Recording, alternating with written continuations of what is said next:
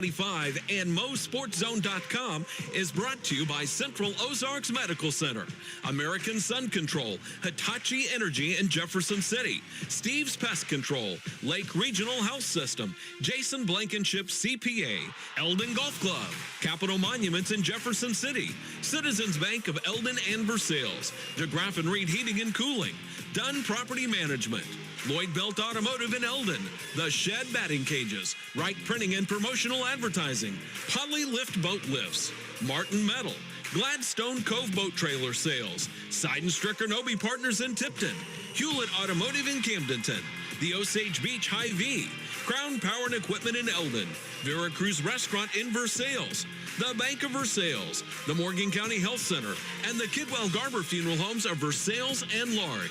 Now, exciting high school football on KS95. Welcome to tonight's presentation at KS95 Sports. We are live in Wardsville, home of the Blair Oaks Falcons, and what a beautiful facility this is for tonight's matchup between the Eldon Mustangs and Blair Oaks. I'm Colton Taylor, the coach Jason Vansel with me.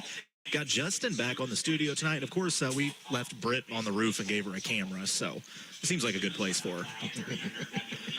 Coach Vansel, this is a top-notch facility here.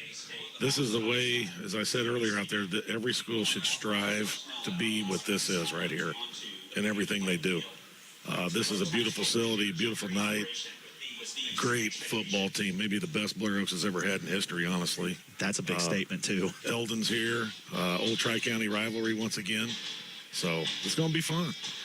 The thing that makes me the happiest is getting to see you with long sleeves on. That tells me it's actually football weather for once. Yeah, I couldn't remember what the setup was. I didn't know if we were outside, inside. I really couldn't remember, so I came prepared. By the way, big shout out to our old buddy Chris Marshall, always taking care of us up here. Such a nice, he's just a big old teddy bear, ain't he? The big dog, yeah. He's a good friend and just a great alumni of VHS. Love him to death. He knows that. Hoping he can come up here and maybe talk to us a little bit tonight. But he kind of showed me around some of the new stuff that they've done up here, man. It's impressive. This is something else. Yeah, that's how Blair Oaks does things, always trying to add on a little more opportunities for the kids. But tonight's not about friendships. It's quite the opposite. It's two teams that don't like each other at all because they play in the same conference. And don't get me wrong, Eldon knows what they're up against. Folks, when I tell you they're playing the best team in Class 2, I mean that if Blair Oaks were to play anybody in Class 1, Class 2, Class 3, and Class 4, I still believe they would be the favorites in just about every matchup, if not every matchup. Class 5, they'd probably be the favorite in almost every one there, and even Class 6, they would be the favorite in the majority of those new ranking come out, I think they were picked to be like the third best football team in the state of Missouri, all classes. Like I would probably saying something. I'd probably take Nixa over Blair Oaks, and there may be one other team out there, but this is just an elite program. So if you're the Eldon Mustangs, it's very simple. You've come here tonight on Blair Oaks homecoming, knowing you're the underdog with one goal in mind. You want to ruin homecoming for these Falcons. Yeah. And, you know, homecoming is usually the best night you have as an underdog to try to sneak up on your opponent a little bit because of all the stuff going on in school. When I got here, they had a parade that was for the ages up there. So, I mean, all the kids you're hoping are focused on everything other than football. So homecoming night can sometimes be a tricky one for you, but we'll see.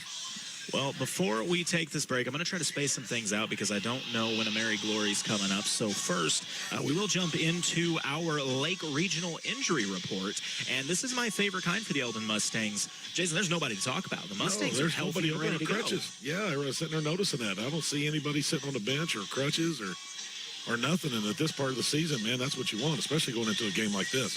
Absolutely. And I tell you what, we will... they look like they're going to do the national. Oh, wait, they're getting ready to introduce Blair Oaks. That's what's about to go on here. Yeah, they come down the hill like one of those Clemson deals, I was told. They have this big walk down this hill. Of course they do. Yeah, it's cool. I'm telling you, I'm kind of excited to see this Blair Oaks squad specifically because I have heard big things about their quarterback. I've heard this boy might be one of the best quarterbacks to run through this school in quite a while. So I'm really looking forward to seeing that. But there's a lot of things to like about this Blair Oaks squad. But once again, I'm here for this Mustang squad to cause some problems tonight. Use some of that speed and that athleticism, get on the edges, and see if you can wreak some havoc here in Blair Oaks That's tonight. what I was telling one of the Eldon coaches when I was standing down there. We talked for just a minute, and I said, good luck. And And like we said, you have nothing to lose in this game. Come out and give them what you got. And, I mean, there's literally nothing to hold back here. So, okay, I see what they're talking about. You got the sirens going off, sounding like it's the start of the purge. And then you just see that sea of green come roaming in. This is a Falcon squad, once again, coming off the Class 3 state championship. They've won the Tri-County for quite a while now, and looking to run through Class 2 as well. The Mustangs looking to play upset. By the way, this next stretch is huge for Eldon, and we'll talk about it here in a little bit in our coaches interview. Eldon right now is in the midst of their district. If district started today, they would be the first team out of hosting a home game. However, themselves, Hallsville, Southern Boone, all right there within a couple points of each other. Yeah. And I don't want to be that guy, but I looked at Southern Boone's schedule. Southern Boone tonight, School of the Osage. Next week, they get, it might be Hallsville or one of them, some bigger school. Hallsville's better than we thought. Yes. I will say and that. Then they also get the Blair Oaks Falcons. Yeah, so there's a good chance the Southern Boone could drop all three. And if that happens, the door's going to be open for Eldon. You've got Blair Oaks. You've got California coming up on the schedule, which I think a lot of folks would say is a game that Eldon would be favored in. Should be favored in that. Eldon's going to have a chance to make a run at a home playoff game, and that's huge to be able to have your home crowd behind you in the first round of districts. It's huge to have something like that to look forward to at the end of the year. So, yeah, without a doubt.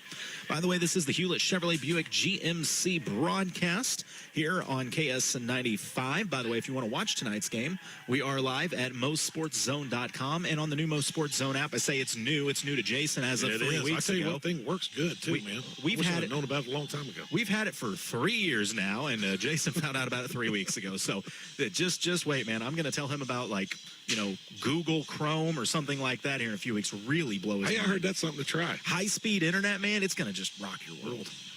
In the meantime, we'll take a break, come back with more of this pregame show. It's Blair Oaks. It's Eldon. You're listening to KS95 Sports. Sons of insects, I am Barrett the Bedbug. So I've heard. I've also heard he bites humans by the hundreds, and if he were here, he'd wreak havoc amongst the bed sheets.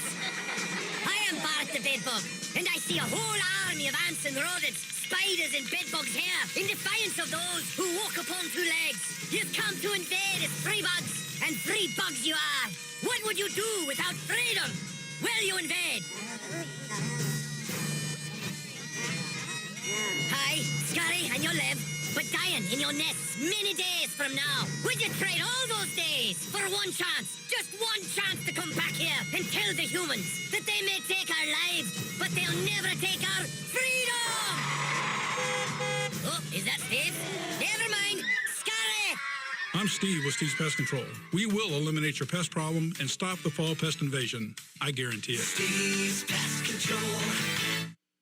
Hi, I'm Jason Blankenship, owner of Jason Blankenship CPA LLC. As the year quickly draws to a close, it's time to start thinking about tax planning strategies for your farm and business. We are happy to meet with you and help you see where things stand for the year. We can also give you advice on ways to spend money to help you grow your business, all while maximizing your tax savings. No matter what your tax, payroll, or accounting needs are, Jason Blankenship CPA LLC has got you covered. Celebrating 10 years of service to the Central Missouri area and looking forward to many more. Give us a call at 573-557-2417 or stop by and see us at 401 East North Street in Eldon. Since 1991, Capital Monuments and the Atterbury family has served and supported the Mid-Missouri area. They've been offering generations of memorial experience by designing and creating the highest quality monuments. At Capital Monuments, they specialize in creating personalized and lasting tributes, from pre-need and at-need family memorials to military and community tributes. Come in and talk with one of their monument design specialists. They're located west of Jefferson City in Apache Flats, or visit capitalmonuments.com for photo samples. Capital Monuments, the tribute that lasts forever. It starts with a feeling. You belong here. At Columbia College in Osage Beach, they believe higher education isn't reserved for someone else. It's for you. With personalized attention and ongoing support, they help students from all backgrounds discover their identity as scholars and write a bold new future with you in the lead role. Because this isn't just college. It's your story, your next chapter. Columbia College, Osage Beach, where you belong.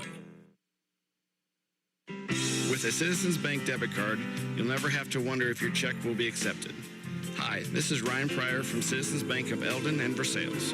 You can use your card anywhere MasterCard debit card is accepted.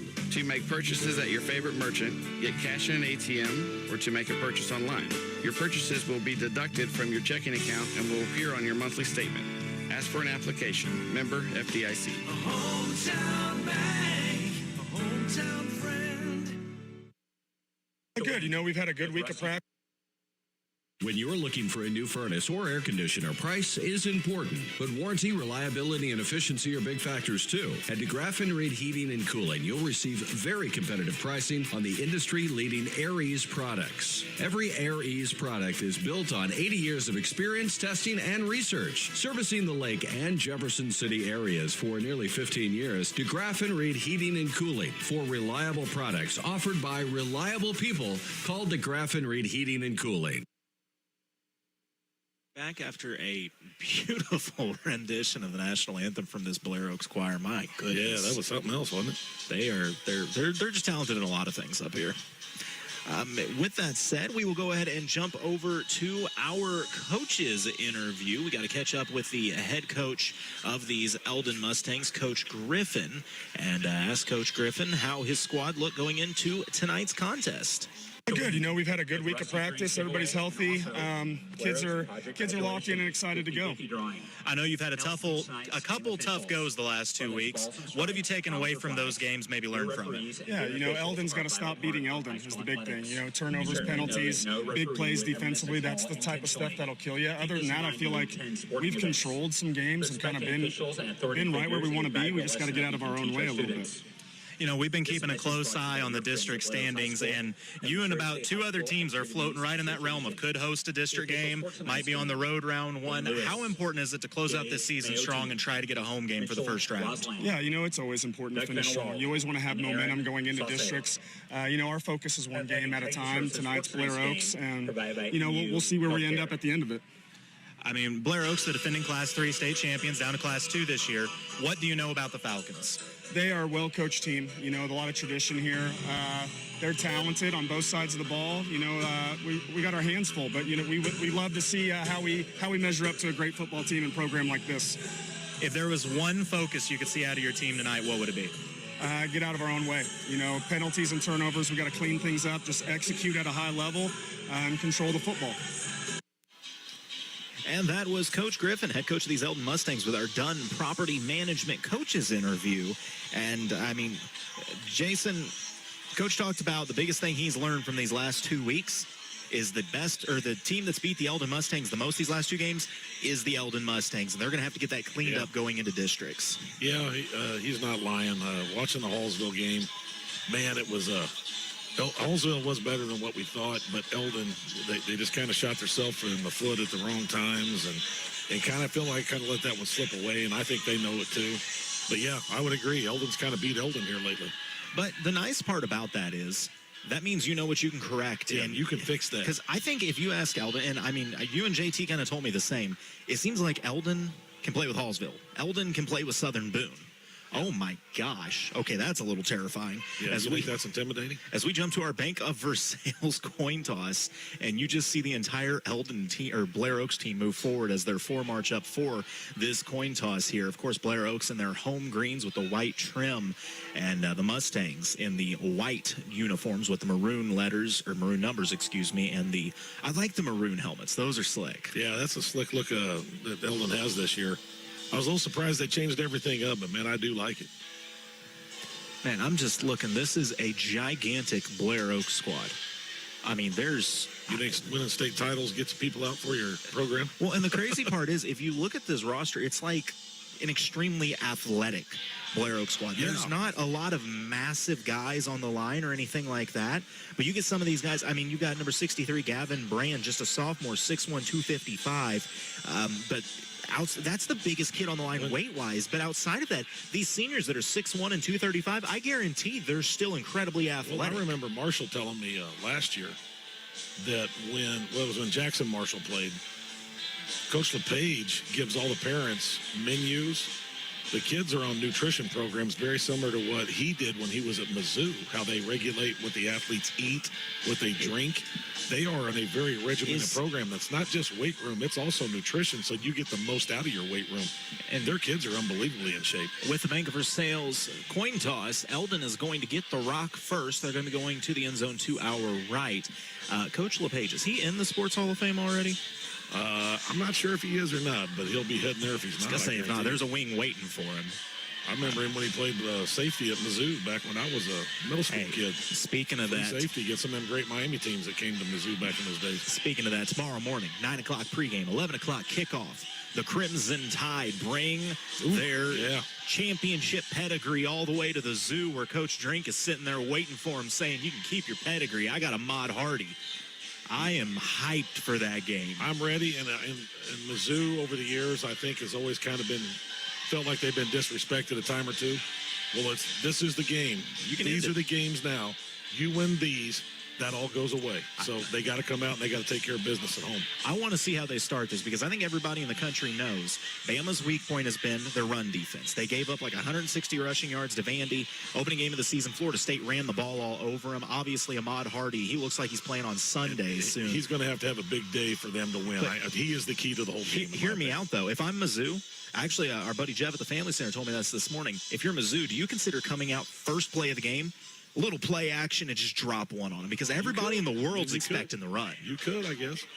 I don't know. I'll be looking forward to it tomorrow. Pregame 9, kickoff at 11 right here on KS95. But it's time for the Gladstone Co. Boat Trailer Sale. First quarter of actions. The opening kick is away. It's going to be fielded by the Mustangs at the 15. Middle of the field at the 20. Trying to get to the left side. Trying to follow a block. Just shoving his own man out of the way at the 25. Diving forward to the 27-yard line. Solid return. Decent starting field position for the Mustangs. Yeah, they need to be able to move this ball, even if it's just 2 or 3 yards at a time. Just keep that Blair Oaks offense off the field because they got a running back, 2 receivers, and a quarterback that are lethal. Yeah, there's a lot of college talent on this Blair Oaks squad, but if you're Eldon, I think part of the message has got to be you have to win in the trenches tonight. Yes. Eldon does have some beef on that line tonight, and they're going to have to use every bit of it here this evening. I was trying to look down there. I mean, they got 275, 270, and 245. First and 10 in motion, faking the jet sweep. They're going to uncork one. Deep jump ball brought in. What a catch at the 43-yard line of the Falcons, airing it out on first down and bringing it in. Chase Atkinson. Yeah. That's a good way to start the game. Yeah, you were talking about that line. It's going to be strength and size for Eldon against speed on this Blair Oaks forefront. So there's some pretty quick kids up front. I mean, that was just shy of 30 yards. And by the way, give Mr. Hines credit. He put that one right where it needed to be. So that's a Martin Metal first down, first play of the game. Eldon going to come out with Hines in the shotgun, one to the left. Receiver on each hip, one behind him. It's a handoff, a little sweep action to the left. Trying to get to the edge, got the corner up the sideline. Nice gain on first down. Mercy. But, I mean, still, that's a great gain. That's a great gain right there, man. You'll take that all day long. 2 plays for the Mustangs, and they've got positive yardage out of both. This is what you want to see. I love this. Coach Griffin's got this squad coming out in attack mode. Yeah, well, you have nothing to lose, man. Just come out. Just get into it with them. 2nd and 4 for this Mustang offense. On the Blair Oaks 36-yard line. Once again in the shotgun, running back on each hip, one behind. Gonna go sweep to the right side. Blair Oaks in the backfield trying to get back to the line of scrimmage, but man, the Falcons took the edge away. As you could see, Colin Brisbane off the sweep was trying to get outside, but you don't want to go backwards against this Falcon team because they are too fast for that. Mustangs will lose 2 on the carry. That's going to make it 3rd and 8. If you're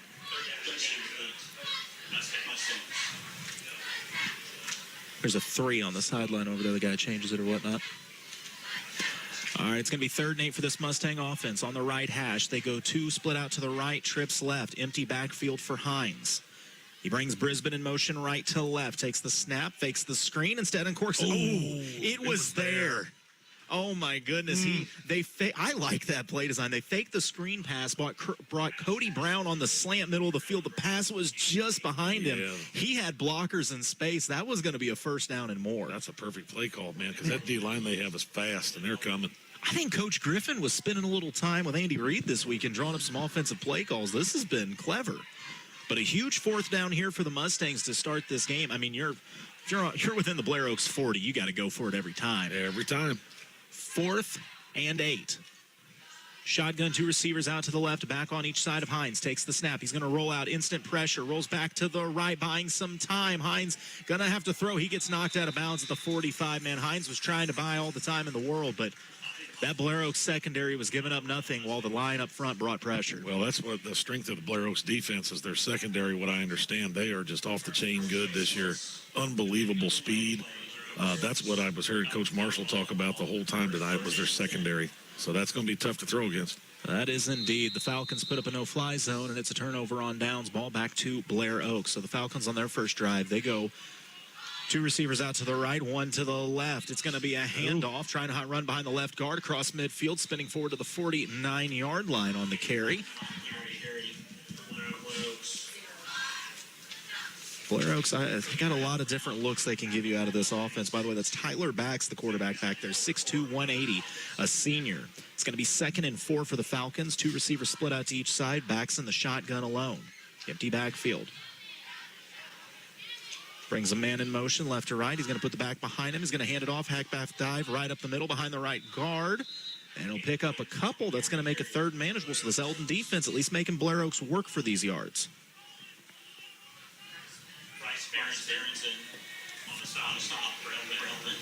So it's going to be 3rd and 2 for the Falcons. This could be a big stop here for Eldon. I mean, mind you, Blair Oaks might go for it as well, but this could be huge. And the shotgun, it's going to be a handoff on the sweep. Mustangs get back there. Mustangs hit him for a loss. Yeah. Great job by the D-line of Eldon. Eldon trying to claim. Eldon's got the ball at the end of that, but I think the refs are going to say he was down first. Yeah, I don't see the Eldon players overreacting to it. So Still, that's a 1-yard loss. It's going to be 4th and 4. The Falcons trying to quickly go back to the line. If Eldon could get a stop here, it would be massive. Blair Oaks taking their time getting the play call in. Once again, 4th and 4 on the 48-yard line of the Mustangs. Alone in the shotgun is Bax.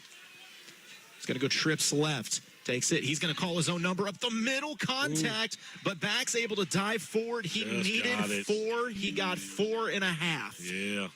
Man, Eldon just about had it, but God, that could be huge. That's a Martin Metal first down for the Falcons. Give Bax his credit. He dropped his shoulder and picked up exactly what he needed. Once again, empty backfield. Blair Oaks just stretches this thing out as they bring Lackman in motion.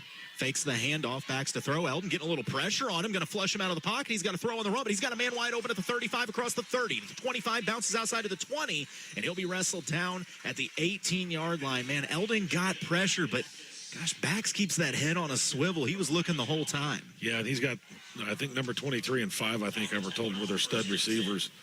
They can run. They can get open. They do a great job of working with backs in situations just like that. So it's just tough to guard that many weapons. Martin Metal first down into the Crown Power Case IH red zone. They're going to run a little sweep action to the right side across the 20, the 15. Shifty movement, tiptoeing up the sideline, stretches, and what's the call? Did he get it over the pylon before going out of bounds? I don't think so. I think he's just about a yard short, it looks like.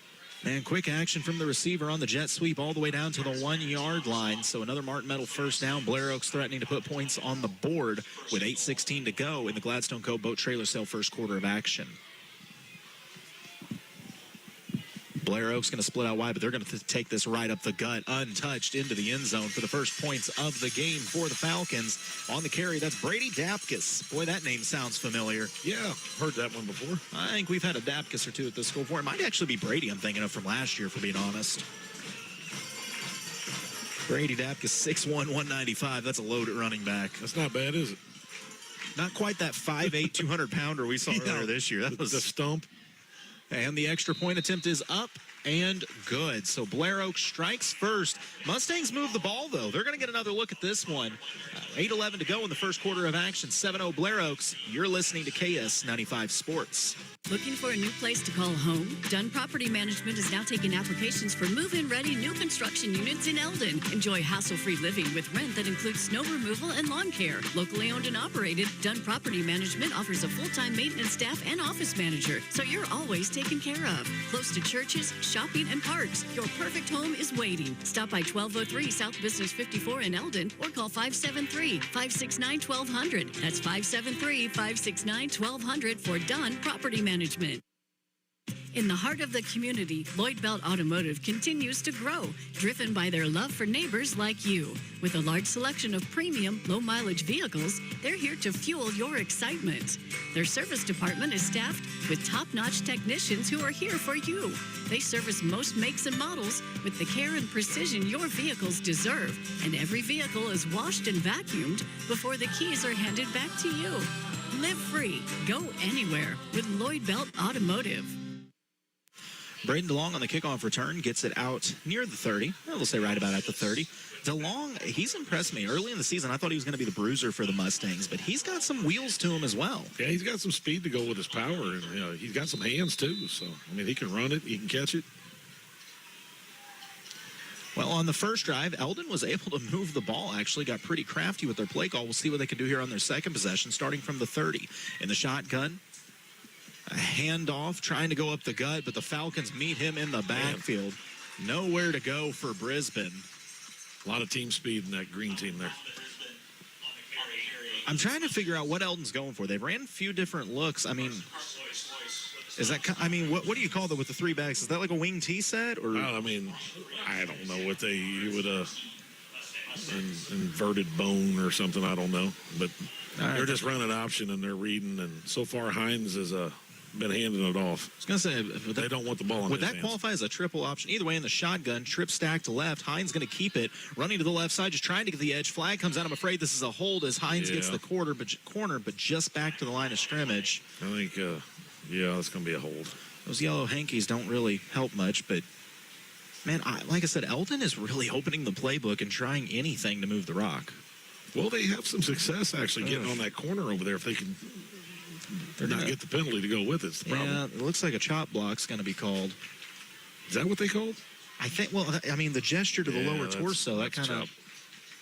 Yeah, that or he's telling us he has a thigh cramp. Or he's had it up to here. So would that be good if it's only up to his knee? I've had it up to here, but don't push me any farther, though. If it gets past my hip, we're done, guys. So after the penalty, it'll be second and third. Wait, that's not right. It should be first and 13. Is it a loss of down? No, first down was a stop for loss. Never mind. It is second and 13. Back to throw is Hines. Oh, man, there's that screen pass, and the linebacker stayed true. Once again, blockers were out front. If it wasn't for that one linebacker, the play's there. But, man, this is a disciplined Blair Oaks squad. Yeah, the middle linebacker is supposedly the stud of the defense, and he just gets to the ball every play. So far, the scouting report on Blair Oaks has been right. Well, Coach Griffin going to have to. But I mean, I love it's just a good play on defense to stop it. Coach Griffin going to have to look into the section of the playbook that says 3rd and 26. Somebody writes that. I'd like to see it. Two receivers out to the right, one to the left. It's going to be a handoff, trying to bounce to the outside, but man. That D-end was blocked and just shed the block to grab the halfback as he came through and wrestled him down for no gain. I don't know what switch got flipped from Blair Oaks on the sideline, but that defense just cranked it up a notch. Yeah, they got so much speed on that side of the ball, and they're strong and they're just well coached. They're fundamentally sound.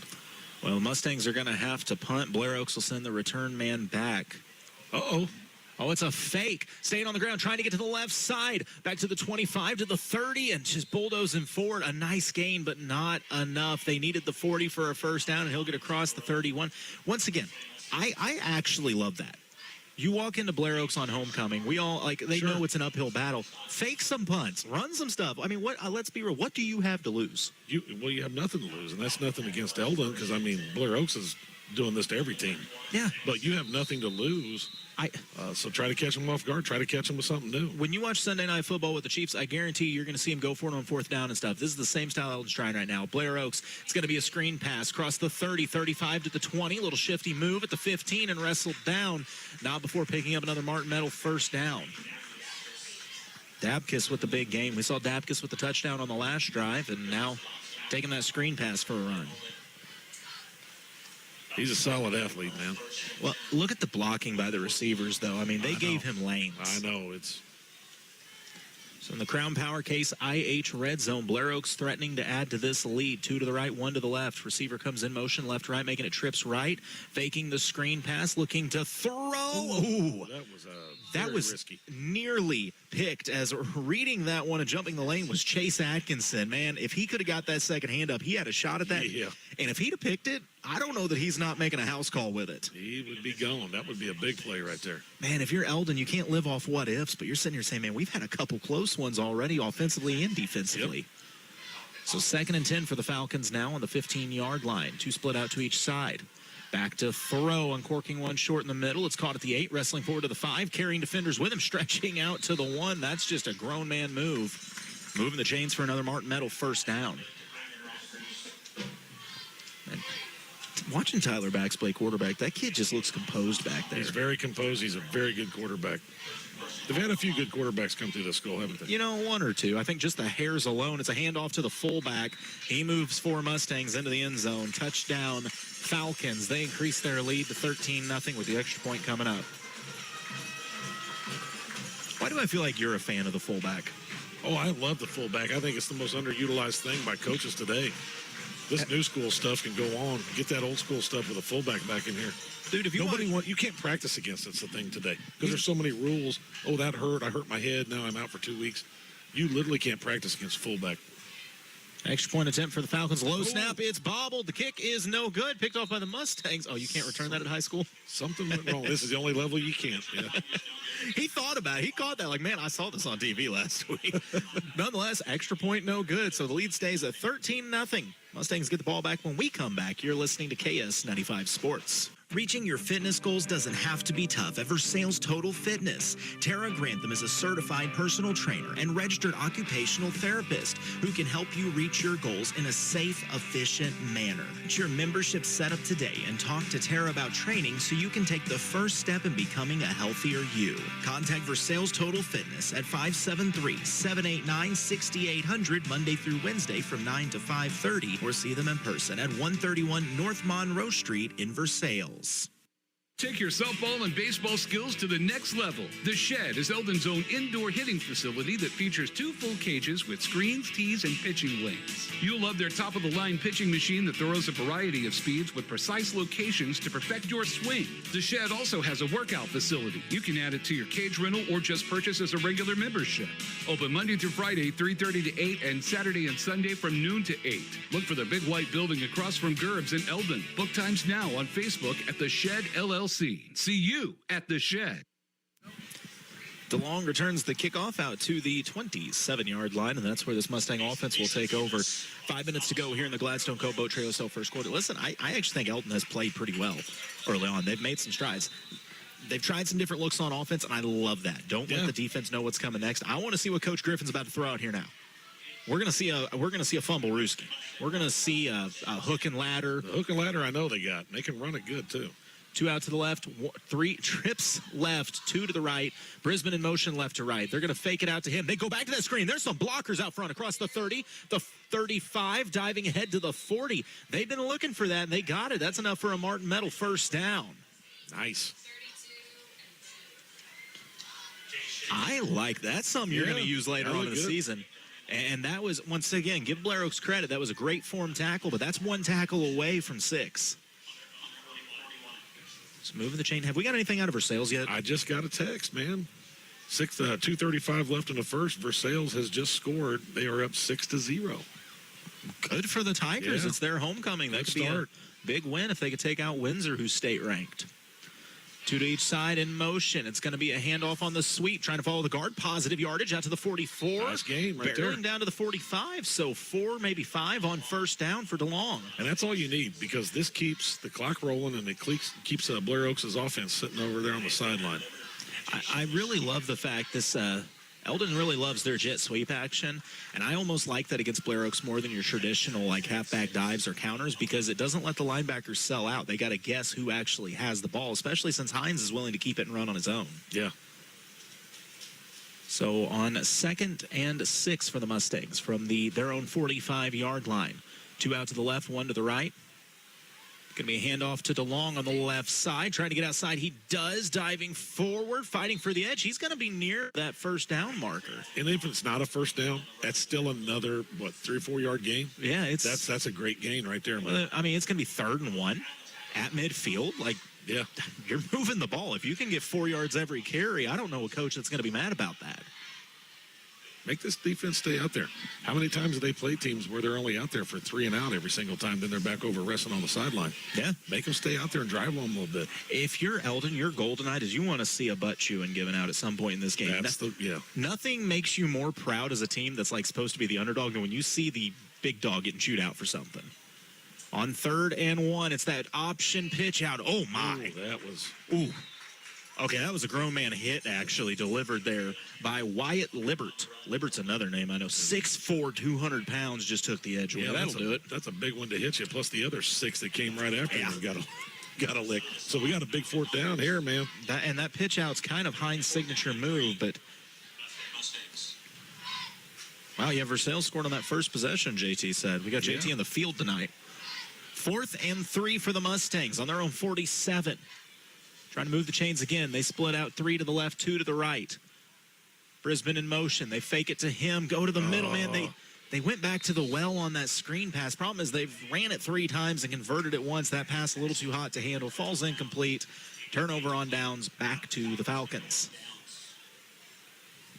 I'd like to see a different look out of that. A way that you can fake it to him and then maybe hit another option.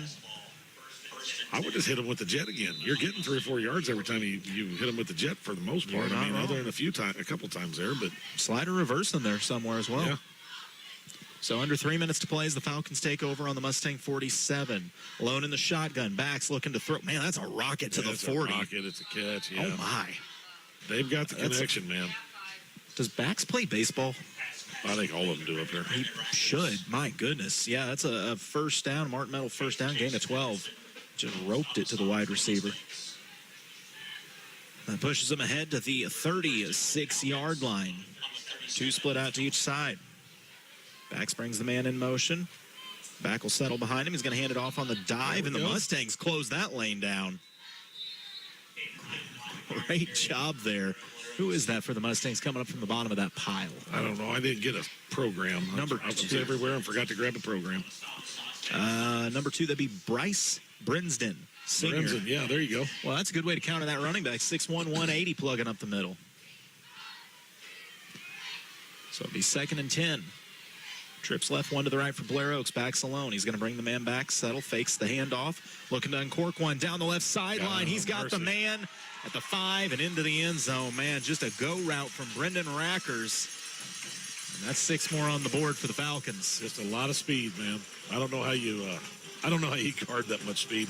Nobody does. That's why Blair Oaks is having the season they are, though. And once again, Backs put it right on the money. Just floated it up there, and he ran underneath it. Yeah, Rackers didn't have to let off at all. So that's kind of what you expect out of Blair Oaks. Extra point attempt. There was a bobble on the last one. This snap's clean. The kick is up and good. Blair Oaks extends their lead 20-0. Eldon will take back over, trying to close out this first quarter, and maybe with some points when we come back. You're listening to KS95 Sports. At Lake Regional Health System, excellence is everywhere, in the care of a nurse and the dedication of a doctor. As our pursuit of excellence continues, we're proud to announce our membership in the Mayo Clinic Care Network. Their specialists and research supporting ours. Because excellence lives here. Learn more at lakeregional.com/Mayo. A full-service graphics company, Wright Printing and Promotional Advertising does it all, from screen printing, offset printing, and promotional advertising to custom-built trophies and awards. It's where they do it the right way. Check out their Facebook page for their monthly special, and don't forget they offer online stores for all your group and activities needs. Wright Printing and Promotional Advertising, across from the Family Center on Highway 52 East in Versailles. Call 573-378-5775. Oh, DeLong on the return at the 35 to the 40, tiptoeing the sideline up to the 44 for being wrestled out of bounds. Man, DeLong is bound to determine he's going to break one. He is working on it, isn't he? But great starting field position for the Mustangs, thanks to Drayden DeLong, bobbing, weaving, tiptoeing, and finally being thrown out at the 44-yard line. Man, I would love to see Eldon. They've been so close to a big play here or there. I just want to see the one. I like they took a shot downfield to start the game. Uncork that. Hines has got a cannon. Let him use that thing. Let him use it. I mean, they've moved the ball decent. They just got to finish a drive. Blair Oaks just waits for you to make a mistake. Hines in the shotgun. DeLong on his right hip, 2 to the left, 1 to the right. Low snap. He's going to hand it off. DeLong trying to get to the outside. Blair Oaks closing. And it's the way they tackle. They just launch at your knees and make sure you can't get another step in. I don't really know if that wasn't a broken play. They had the guard and tackle both pulling out here to the right. Oh. And the play went left, which... That's a bold move. Unless you're trying to do an influence pull, but normally not with 2 linemen. I'm not too sure that wasn't a busted play. Hear me out. Can we run a swinging gate? You're all about the trick plays, man. Dude, I saw it happen in Tipton last year, and it worked great. 2 split out to each side. Alone in the shotgun. Hines. He's going to uncork one and uncorked it too far. The safety's got it. It's picked off at the 30 to the 35 at the 40. Trying to get outside and ran out of bounds at the 45-yard line. He had the man. Just a little too much catch up on that one for Hines as he puts it deep into the secondary. I knew it was coming. I knew it. I was wondering when you were going to get it in, and you got it in right there. Thanks, man. I've been thinking about it all game. Just he must have heard you. Or I don't know. That was my attempt at lame comment. It's okay. It's okay. He mustered that one up a little too far. He mustered that one up too far. Yeah. I like the shot though. You got to take one into the secondary of Blair Oaks. See if you can find a weak spot. Those Falcons were ready for it. So Blair Oaks takes over. It's going to be a handoff on the outside. Oh, good job though by Eldon launching into the backfield once again. With the big hit was Brinsden. Brinsden couldn't bring him down, but knocked him out of bounds. That'll still be a 1-yard loss. We'll take it. Which, I mean, Lackman has not been stopped for a loss many times at all tonight, so good play by Brinsden. Be 2nd and 11 for the Falcons from their own 46-yard line. 2 out to each side, and the shotgun alone is backs. They don't mind leaving him back there in no man's land. He's pretty composed. Ooh, what a shot. He did get popped, but first he got it away, and it's going to be a first down and more fighting ahead to the 40. Yeah, backs got lit up pretty good. That's going to be the COMC clean hit of the game right there. Is who else but Brinsden sent the heat? Yeah. Told backs, hey, you may score on us, but I'm also going to say hello before the night's done. Yeah, I mean, backs to have that kind of pressure right in your face and take the shot and just throw a rope. I'm bored. If you're a college looking for a quarterback right now, I know one for you. Man in motion. It's going to be a little screen pass out of the 44, blocking up front. A cut move, another cut move across the 35, tiptoeing up the 30. That looked a little awkward. Happy to see him get up and be okay. Hayden Lackman with a first down. I was a little worried the way he went down, but he seems fine. Well, I say it was a first down. It's not. Lackman just shy of the first down at the 32-yard line. Man, Falcons go quick. They like to go quick. It's going to be a little jet sweep action up the left side across the 30, the 25, and out of bounds at about the 22-yard line. That will be a Martin Meadow first down.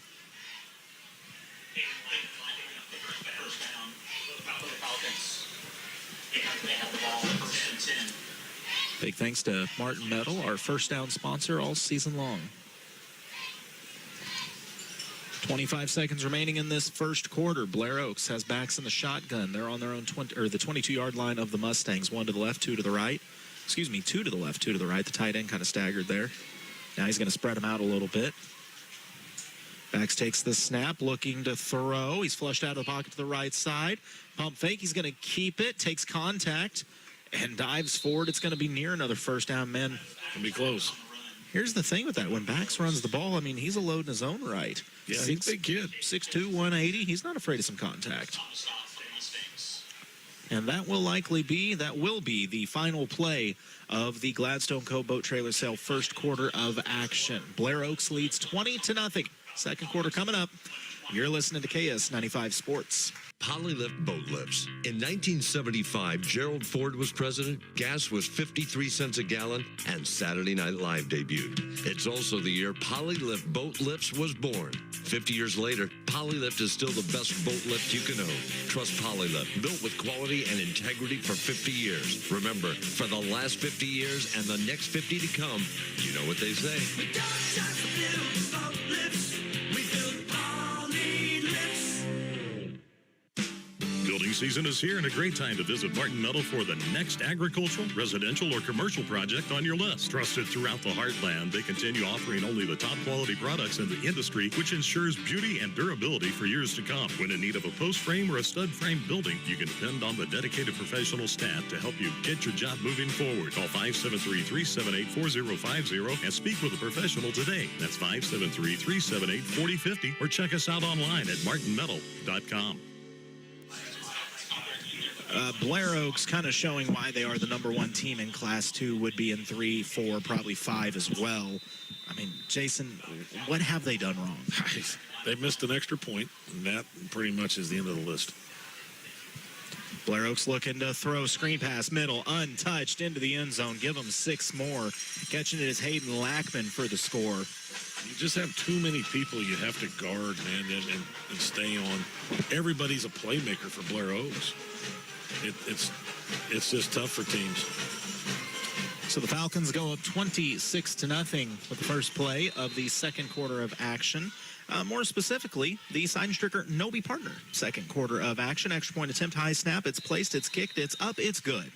We'll go ahead and hold it here because we weren't gone very long. Yeah, Mizzou plays tomorrow. The Chiefs back in action. Sunday Night Football. They play host to the Detroit Lions with one of the most fun yet crazy coaches in the National Football League, Dan Campbell. Yes, I love that guy. I'm scared because, do you know who the drum honoree is for the Chiefs on Sunday? Uh-oh. Jared Allen. Oh, yeah. Is it safe to have Dan Campbell and Jared Allen in the same facility? That's a lot of crazy in one house. Man, both of them might suit up. Here's the thing. I know I'm the optimist. Jason's going to be a pessimist when I say this. You're about to tell me how the Chiefs are going to get this all going. The Chiefs' offense looked phenomenal against the Jaguars. The Chiefs lost that game because of something they don't often do. 5 penalties on special teams. Dave Tope's squad does not do that. I consider it an anomaly. The pick 6 from Patrick didn't help, but I truly believe if Butker doesn't put that one out of bounds, that makes a big difference. Also, if we don't get the holding call on the return and Patrick only has to go 25 we killed yards. ourselves. We killed ourselves in that game.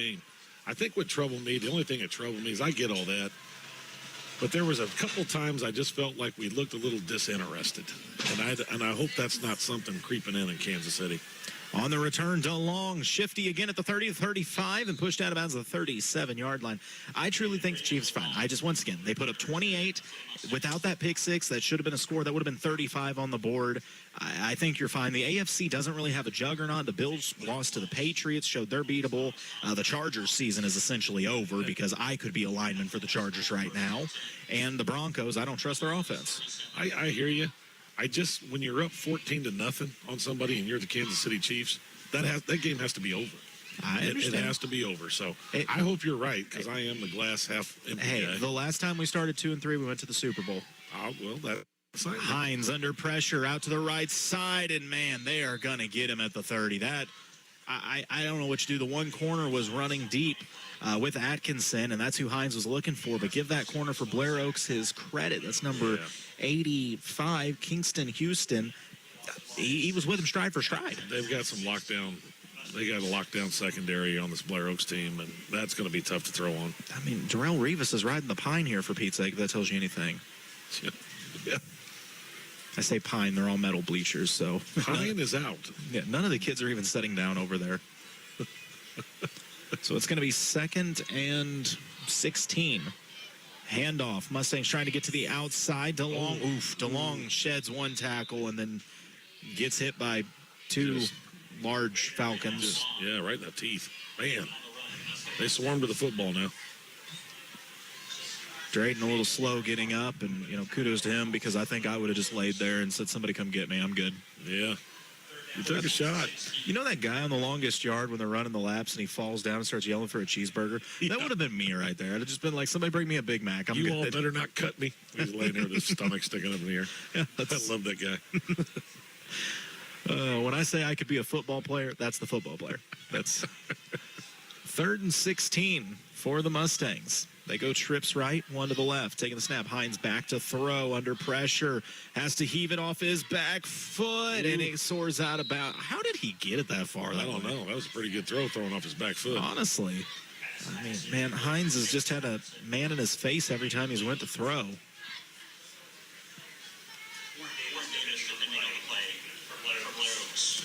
So it's going to be 4th and long, and the Mustangs going to have to punt here. Back to return for the Falcons. I believe that's going to be Lackman, but I can't see the jersey. No, that's not Lackman. Excuse me. That's actually going to be Dapkus. It's a nice punt. It really is, as it will wobble across the 30 to the 27. And that's where it'll be down to the 27-yard line of the Falcons. So Kick it where nobody is at. That's a smart choice. What can't Hines do? I am going to have to really look up more jokes for next year. This kid's just a junior. See, now my brain is in overdrive trying to think of. Yeah, there's so many condiment jokes out there that can be made. Mayonnaise, there's a lot of jokes out there. Okay, we're just, yep, we've hit that point in the broadcast. 2 out to each side in the shotgun. We're in a pickle. Alone is Bax. Bax gives it to Pats, and what a dime down the middle. Caught at the 50, across the 40, shedding a tackle. 30, 20, 10, 5, house call. My goodness. Bax caught it, spun it, patted the ball, and then just dropped it right in the bread basket as he hit Nolan. No, that's not Nolan Gavin. Who did he hit? It was number 21. Oh, my bad. He just went ahead and called his old buddy Hayden Lackman again. Yeah, that was... Wow. That's the stud receiver, what I understand. That was 78 yards, I believe. That was so easy looking. That looked like a young Jason Vansel throwing the football. It looked just like, the guy, the third row up in the bleachers looked just like me. Exactly. Extra point attempt is up with and nachos good. in his hand. Sounds good, actually. It's 34-0. Blair Oaks opened this one up with 9:45 to play in the second quarter. You're listening to KS95 Sports. Hi, I'm Brandon, and welcome to Gladstone Cove Boat Trailer Sales. Do you need a trailer to get your boat out of the water? Maybe just a replacement trailer. Or considering selling your boat and you know a trailer will help get it done. We carry 11 lines of high-quality boat trailers, and if we don't have what you need, we also build our very own line of custom aluminum boat trailers. Thanks to everyone that's been by or just heard of us and gave us a referral. From my family to yours, we can't thank you enough. It's your land, your tractor, and your time to save. Built for any task, a John Deere compact tractor can handle it all. Right now, enjoy 0% financing, cash rebates, and hard-to-beat offers only at Seidenstricker Novi. Designed to last and trusted for generations. Mow it, move it, dig it, and get it done.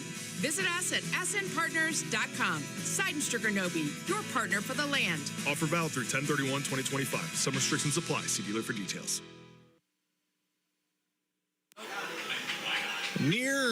Oh, no, it did happen. Okay. So on the ensuing kickoff, Blair Oaks went with the squib. It went off the foot of a Mustang and was dove on by a Falcon. But Ryan Merritt relishes our conversation, so that's what's important. If anybody has another, he's the king of dad jokes. He does them on the intercom every Friday. So that was phenomenal. So anybody who's the king of dad jokes is always going to come up with the dynamite, corny condiment jokes like we're coming up with tonight. So. Oh, man, for Eldon, that could not have went worse. The kick returns have been your strong suit. That goes off the leg, picked up by the Falcons. They'll start this drive from the Mustang 26. They go jet sweep to the right side, trying to get to the edge, dropping his head, diving forward to the 21-yard line. Good job by the Eldon secondary to come up and slow that one down. On the carry, Brady Dapkus. This Falcon squad, I mean, like I said, we've seen some great football players come through on the basketball court. You can see a former Falcon this year. All you got to do is turn on Mizzou, as you can watch.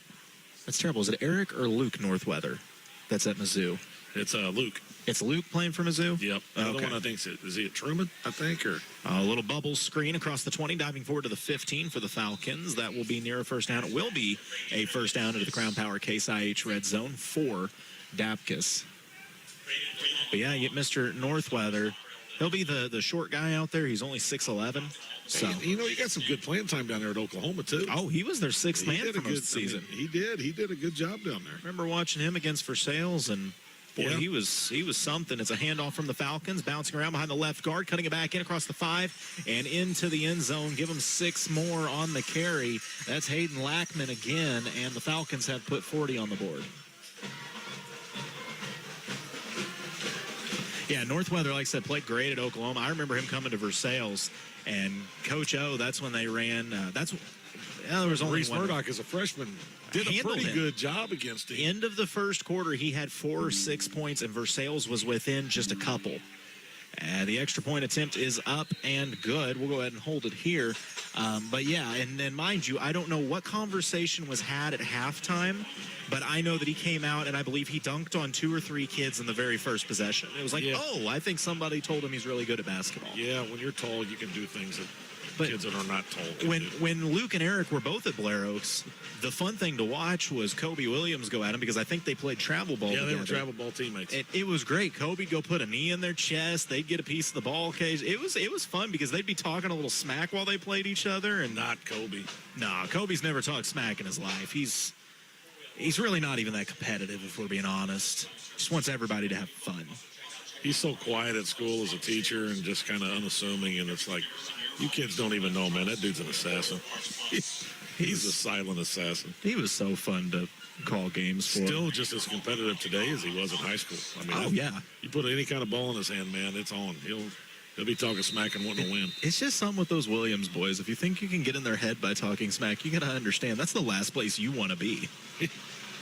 Kickoff from Blair Oaks. This one is fielded by the Mustangs at the 10, starting the return to the 15 on the right side across the 20, 25. Flag comes out. Never a good sign as the returner stood up at the 27, but I think it's coming back. Yeah, I think so. Just nothing going Eldon's way right now. Well, that's pretty safe to assume when you're down 41-0. Yeah, well, that was the first clue. Yeah, we didn't need the Scooby Gang to solve that mystery, but just in case, let's call them in. Ruh-roh, Jason. Yeah, not only do we have terrible jokes, we have even worse impressions. This is why you really tune in, folks. By the way, you know how many times I got asked the other day, did Jason ever catch that drone? I got a good video of it. Dude, it's like right there. I'm like, dude, it's like a UAP or whatever the new fancy, or UP, whatever that is. Unidentified. What? The new term for UFOs.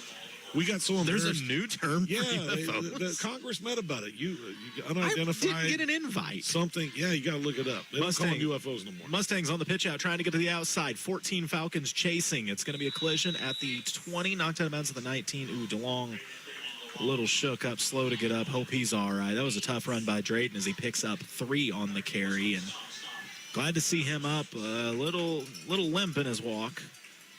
I think he just kind of took one of those stingers to the knee there. Yeah, sometimes it just hurts for a little bit. That's unidentified anomalous phenomena. Congress met about these. What? So that's when you say what they UFO, came up people with. instantly think you're a crackpot. So we come up with this new term. We can say that on the radio. But here we go. That's a Lloyd Belt automotive timeout, by the way. So they just think you're crazy. So we changed the name of it. Now seeing those things is now okay again. I almost took one home off that press box too. Yeah, okay, I'm confused as to what the drone. That's what you were taking home. Remember that sketchy press box we were on? Yeah, the one that died like 14 times. Every time out, all I kept hearing was, Jason, we go to a break and be like, did you hear that popping noise? I think this thing's moving. Yeah, I called my wife and had her bust up or raise up our life insurance while I was there, just in case. I was already plotting. Make her rich whenever I fell off that thing. It wasn't going to help me. Well, man, that was an interesting night. I don't know that I'm exaggerating when I say we were 70 foot in the air. And then the grill caught on fire, next to the building. So we could have been on a 70-foot rotten, sketchy press box on fire. The best part is, once again, the drone illegally flying over the football field. Jason's trying to catch it so he can film us falling off. I just wanted to grab it and ride it and just go flying out across the football field. Okay. It would hold me, surely. Yes, sure. It's going to be a fake handoff. Eldon trying to run to the outside. Hines, he's going to pitch it. He takes a shot, getting to the edge, though, are the Mustangs. A nice gain. Going to be a few short of the first down, but that'll make it third and manageable for Eldon. Brisbane got that pitch out and was able to shift gears and get a little yardage. Just got to get this first down, man. Try to run a little clock. So the Mustangs trying to pick up a first down, 3rd and 4. They're on their own 22-yard line. We have a 14-6 score at Versailles. Windsor's up 14-6. 5:24 left in the first half. Hey, that's a good first half. We're in a fight. We're in a battle. Hines out to the right. Oh! Hines, it's not good when we both say oh simultaneously. Yeah. Hines rolled out to the right. He tried to set his foot, and I think he just slipped on the turf. He was ready to uncork that one, but problem is the defense, converged on Hines. Fourth down play there. So it's going to be 4th and 14, and I think Eldon just going to have to punt this one again. Unless they want to go where the swinging gate. No, they're going to punt. All right, it's low snap, punt. Ooh, that's high. Not a lot of distance there. It's going to hit at the 33, roll across the 35, and stop at the Mustang 37-yard line. So that's where Blair Oaks will take over. Well, I was going to say when we come back, but, man, they get out there quick. Blair Oaks does everything fast. They go fast, man. They want to get going. I wonder if, like, it's the same way, like, when they set up for tonight. Is there, like, a whole crew that ran out here, had it all set up in 5 minutes, ready to go? If you watch Coach LePage down there, as soon as the play's over, he's already gave them the formation, and another one of the coaches is calling in the plays. I know Marshall said they could literally be running a play every time after end one. Within 10 seconds, they could already be having the other play going if they want. Jet sweep for the Falcons to the left side, and getting back there was Eldon. At least slowed him down. Yeah. Who else but Agent Zero, Cody Brown in the background. I haven't got to say Agent Zero in a few weeks. I know, you did that at Fulton. Yeah, he made the big hit at the end of the game on that one. Holds him to no gain, really. I mean, back to the line of scrimmage was always able to get, so a nice play by Cody Brown. Blair Oaks just likes to rock you back and forth, left or right. What's the commercial? What can Brown do for you? What can Brown can do for you? That's what Brown can do for you. 2 out to the right, 1 to the left. Faking the handoff, a missile to the left side, caught on the back shoulder because, a lot of high schoolers are doing that. Yeah. 7-yard gain, 6-yard gain. Jeez. You get some college-ready athletes out of the school, can't you? Man, hear me out. But they're getting coached by college coaches. Hear me out. When they're done today, I say we load them up, we take them up to the Berg, and let's play each other. I want Warrensburg versus Blair Oaks next week. There you go. 2 on each side. Backs alone. Brings man in motion right to left. Jet sweep action to the left side. Eldon trying to get it. There's a hold coming out. And who? Fast. A nice pickup. But, yeah, it was Agent Zero drawing that hold. Cody Brown was fighting through. Could have got to him. And I love that he did a good job of he got through as soon as he got held. You throw that hand up. Make sure the ref knows you're getting hold. Put on a show for the ref so maybe you get that call. But, yeah, that's a good job. See, if I was a coach, those are the kind of things I would hype up. You throw that hand up. If you got like a nice, loud, high-pitched scream you can let out as well, like I want every official to know I got held.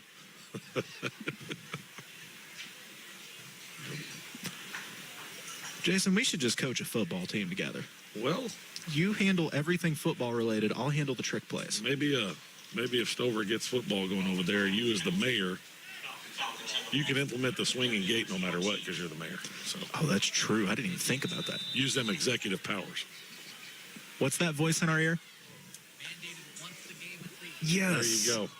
Oh, Eldon gets pressure up the middle, but a great pass. How did he hang on to that through contact at the 29-yard line? Going to be near the first down marker. I mean, backs through a rocket and going up to catch it. That was a catch, man. Was that Luton's? Number, what was it, 7? Oh, it was 7. My bad. That's no. Maybe I'm wrong. No, I think it was Luton's. Or is that 5?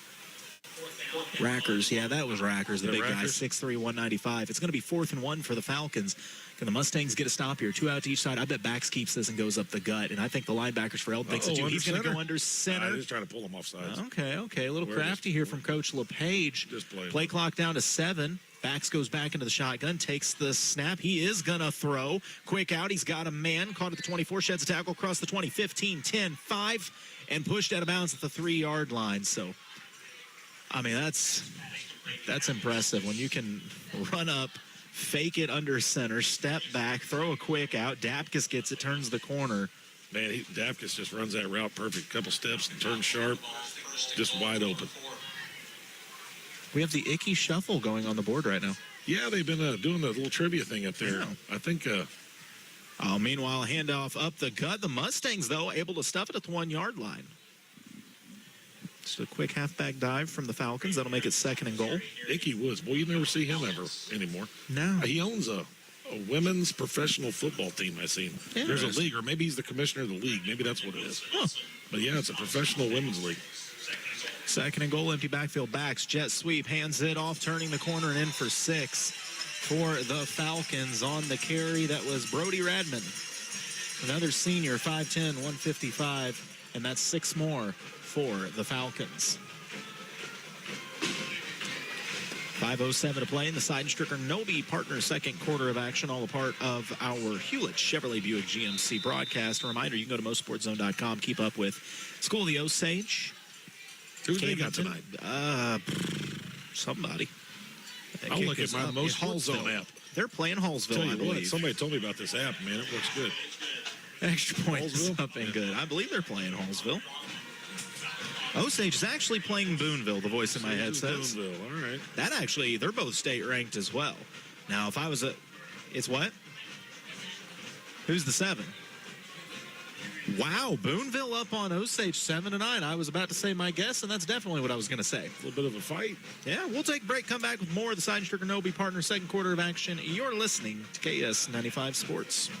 No pressure, low prices. Hi, this is Jason at Hewlett Chevrolet Buick GMC in Camdenton. I want to tell you about our award-winning collision repair department. We can repair any make or model and make it look like new. Our staff is second to none and works hard to get you back on the road as fast as possible. We offer free transportation for your convenience and peace of mind during the repair. Come see us today for all of your collision repair needs at Hewlett Chevrolet Buick GMC in Camdenton. No pressure, low prices.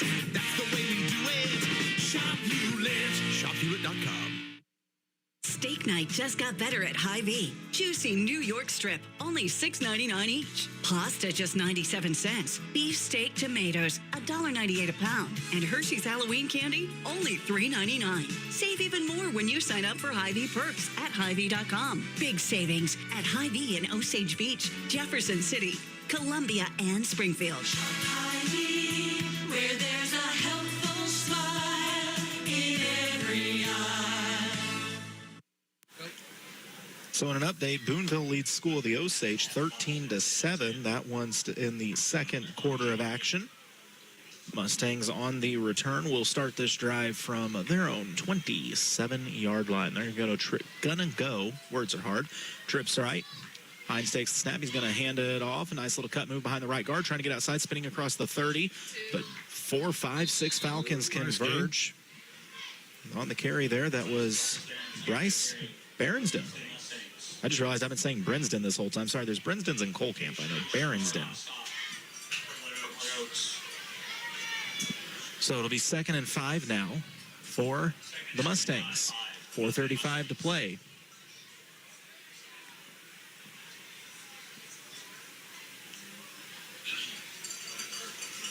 Hines in the shotgun.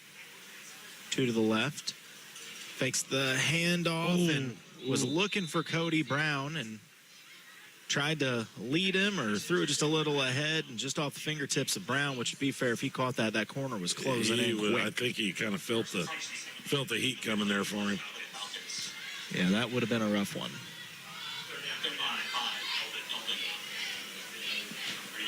So it'll be 3rd and 5 for the Mustangs on their own 33-yard line. Oh, that mic's still hot. We're just playing a risky game here tonight. 3rd and 5 from the 33.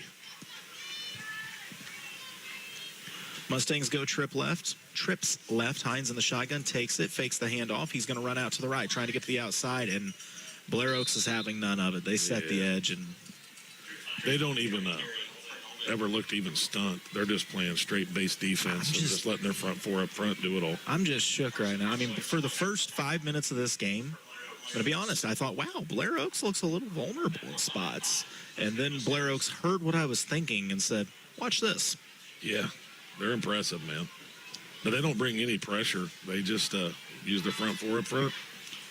Mustangs to punt it away on 4th and 5 from their own 33. A nice punt. Out of bounds, though, at the, where are they going to mark it? 37, 38, 39? Mr. Official, you can stop walking anytime, and he does at the 40-yard line of the Falcons. That's where they will start this drive. Once again, homecoming night here for the Falcons. Perfect night, isn't it? Oh, it's beautiful. It actually feels like football weather. After that rain today, man, it does. It feels good. Had some chili the other day. There you go. Pretty good. Cast iron skillet cornbread. Ooh. Yeah. Hey, thanks for the phone call. Well, you know, I'm greedy. I don't share well. Yeah. You don't get a body like this sharing. 2 split out to each side. Dude, I know. Bags hands it off, shedding tackles up the middle, taking on more tacklers at the 45 and diving forward to about the 47-yard line on the carry. I believe that's Lackman again. Did you put any jalapenos in your cornbread? No, and I should I have. love jalapenos in cornbread. So good. I like jalapenos in anything. I'm trying to find somebody that can make sourdough bread that could put like jalapenos and cheddar in it. That's where it would really be at. Well, let's get somebody that knows how to do it. Shoot me a text here. Let's get it. Then we'll give them. Can you give them a shout out on the radio next week if they give us a big old loaf? Give me jalapeno cheddar. I will give you whatever kind of shout out you want. Shedding tackles. Another Martin Metal first down across the 50. Diving forward at the 45 to the 44-yard line on the carry is Lackman again. I'm sorry. No, that's correct. See, this one, when I listen to the PA announcer in my background, I'm sorry. I'm going to remember how to talk one of these days. Little jet sweep to the right side for the Falcons, trying to get to the outside. Oh, wow, man, look at that block. But the Mustangs fighting through a cut move at the 40 to the 35, tackled at the 30 up to the 28. Yeah, that was nasty. Dapkus out there, man, that was unbelievable. Dapkus with a pancake. That's, wow. Atkinson, though, saving the touchdown there, but not before a Martin Metal first down.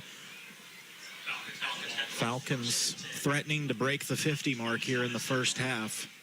So we've still got 2:28 to play in the side. Stricker Noby partner second quarter of action. They go trips left, backs alone in the shotgun, one to the right. He brings a man in motion, hands it off, and just very patient.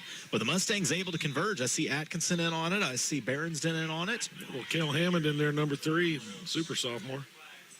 I'd really like to see Cale get a few looks running the ball. I was impressed early with him. I do. I'm very impressed by him as a little sophomore. I shouldn't say little kid. He's stacked for a sophomore. Yeah. Putting the time in the weight room. But just a good kid. Good kid. Got to actually talk to Coach Brock Silvers when we were at the Hallsville game. Him and Coach Roseblock come up afterwards. He works for NASCAR now, obviously, and they were racing in Kansas City that day. We're on that Saturday, so he was at the game that Friday, and it was good catching up with Coach Silvers. So Cale's his stepson, so that's why I even brought any of that up. So there was a hold there, backs the Falcons up. It'll be 1st and 15. Quick out route to the 26-yard line, caught by Dapkus. That'll get him back just past the original line of scrimmage, make this 2nd and about 9. Hear me out, Jason. I figured out the next thing we need. They do everything right here in Blair. They have a spotter beside us, and she is just on point all night. I want to know how we get one of these for the radio. Man, I'm telling you. They got it going on up here, man. Yeah, they don't play around. If they have a fly sitting in this press box, it's paying rent. I guarantee you. They're on top of everything. Sweep to the right side, going low on the tackle. A good job there, cutting the legs out. That was Cale Hammond, actually. Cale going low and hit him right in the hip. That's going to make it 3rd and short for the Falcons at the 19-yard line as we close in. 1:40 remaining in the side. Stricker Noby partner second quarter of action. 2 stacked to the left, 2 to the right. Handoff. Up the middle. Oh, that yellow hanky came out as the Falcons diving forward to the 5 on the carry by Lackman, but I think a hold's going to bring this one back, and the white hat agrees with me. You made the correct call, Colton. Well, what can I say? I was an official in the league for 15 years before I got into broadcasting. Is that what led you into your career of politics? It's been a weird path. You may remember me in my NFL career. I went by the last name Hockules. Hockules. Do you know who I'm talking about? Oh, yeah. I see. I don't know how you didn't recognize the familiarity. I just haven't heard it. I haven't heard it forever. What was my name? Was it Ed Hockules? Ed Hockules. Yeah, my boy. I was sitting there thinking, maybe you're thinking Hercules, but I know Ed Hockules. He did look like Hercules because he was ripped. He did, yeah. My boy still officiates games if you hear the last name. But Blair Oaks uncorking one right side. Oh, my goodness. What a throw. On the run, brought in by number 21, Hayden Lackman. Don't laugh at me. I'm using Blair Oaks as spotter. She's great. Thank you. Lackman with the receiving touchdown. So Blair Oaks puts 6 more on the board. They've got 54 with 107.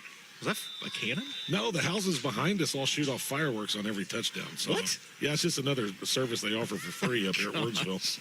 The neighborhood behind fires off fireworks. That's what you'll smell it here in a minute. Extra point attempt is up and good. Blair Oaks has put 55 on the board in this first half.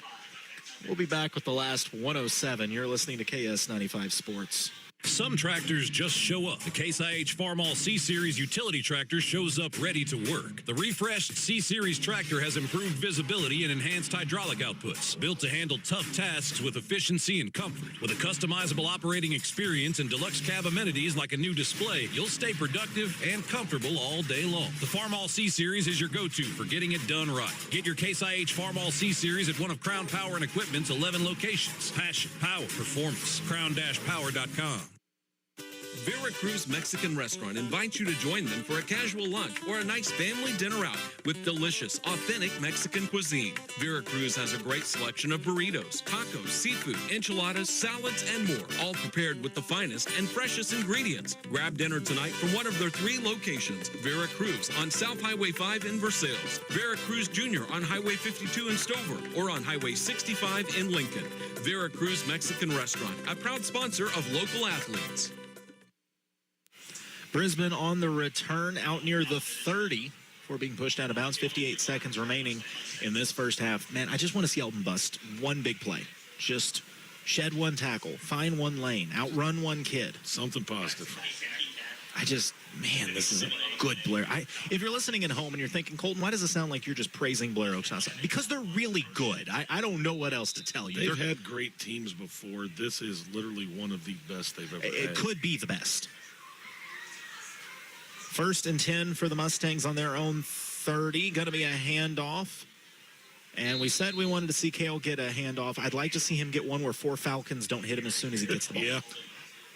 But, I mean, look at that D-line. I mean, they're outmatched, but they're so fast. Yeah. They're just so fast and super athletic. And like use I said, their hands very well on if you're listening at home, put it in writing. I will tell you right now, this Blair Oaks squad is going to win the state championship. And they might do it by more than 40. The state championship game will have running clock. Yeah, I don't know who challenges them. I mean, I just don't. The Miami Dolphins, maybe. Without Tyreek, it's hard to say, but, it'd be close. Injury is the only thing that could stop them, and they would have to take quite a few of them. Diving forward, fighting for yardage is Bryce Berensden. He picks up one. That might be the last play of this first half. I think so. I think it's going to be. So we've played one half, and it's been all Blair Oaks. It's 55-0. By the way, you're listening to tonight's broadcast on KTKS Versailles Eldon at the Lake of the Ozarks at 95.1 FM. Also online at lakeradio.com and streaming at MoSportsZone.com. I'm Colton Taylor, the coach Jason Vance with me. Britt's on the roof, and we got Justin back at the studio. And just for record, I hit that one at 8 even on the dot. I'm a very proud man right now. Yeah, that was impressive. We're going to take a break. We'll come back with the Hy-Vee halftime show. Just a moment. This is KS95 Sports. For over 140 years, the Bank of Versailles has been more than a financial institution. It's been a cornerstone of the community. Locally owned and operated since 1882, they make lending decisions right here at home by people who understand the land, the market, and the values we share. Whether you're buying a home, growing your farm, or planning your future, they offer competitive fixed rates and personalized service every step of the way. Products you need, technology you want, service you deserve. That's the Bank of Versailles difference. Member FDIC, Equal Housing Lender.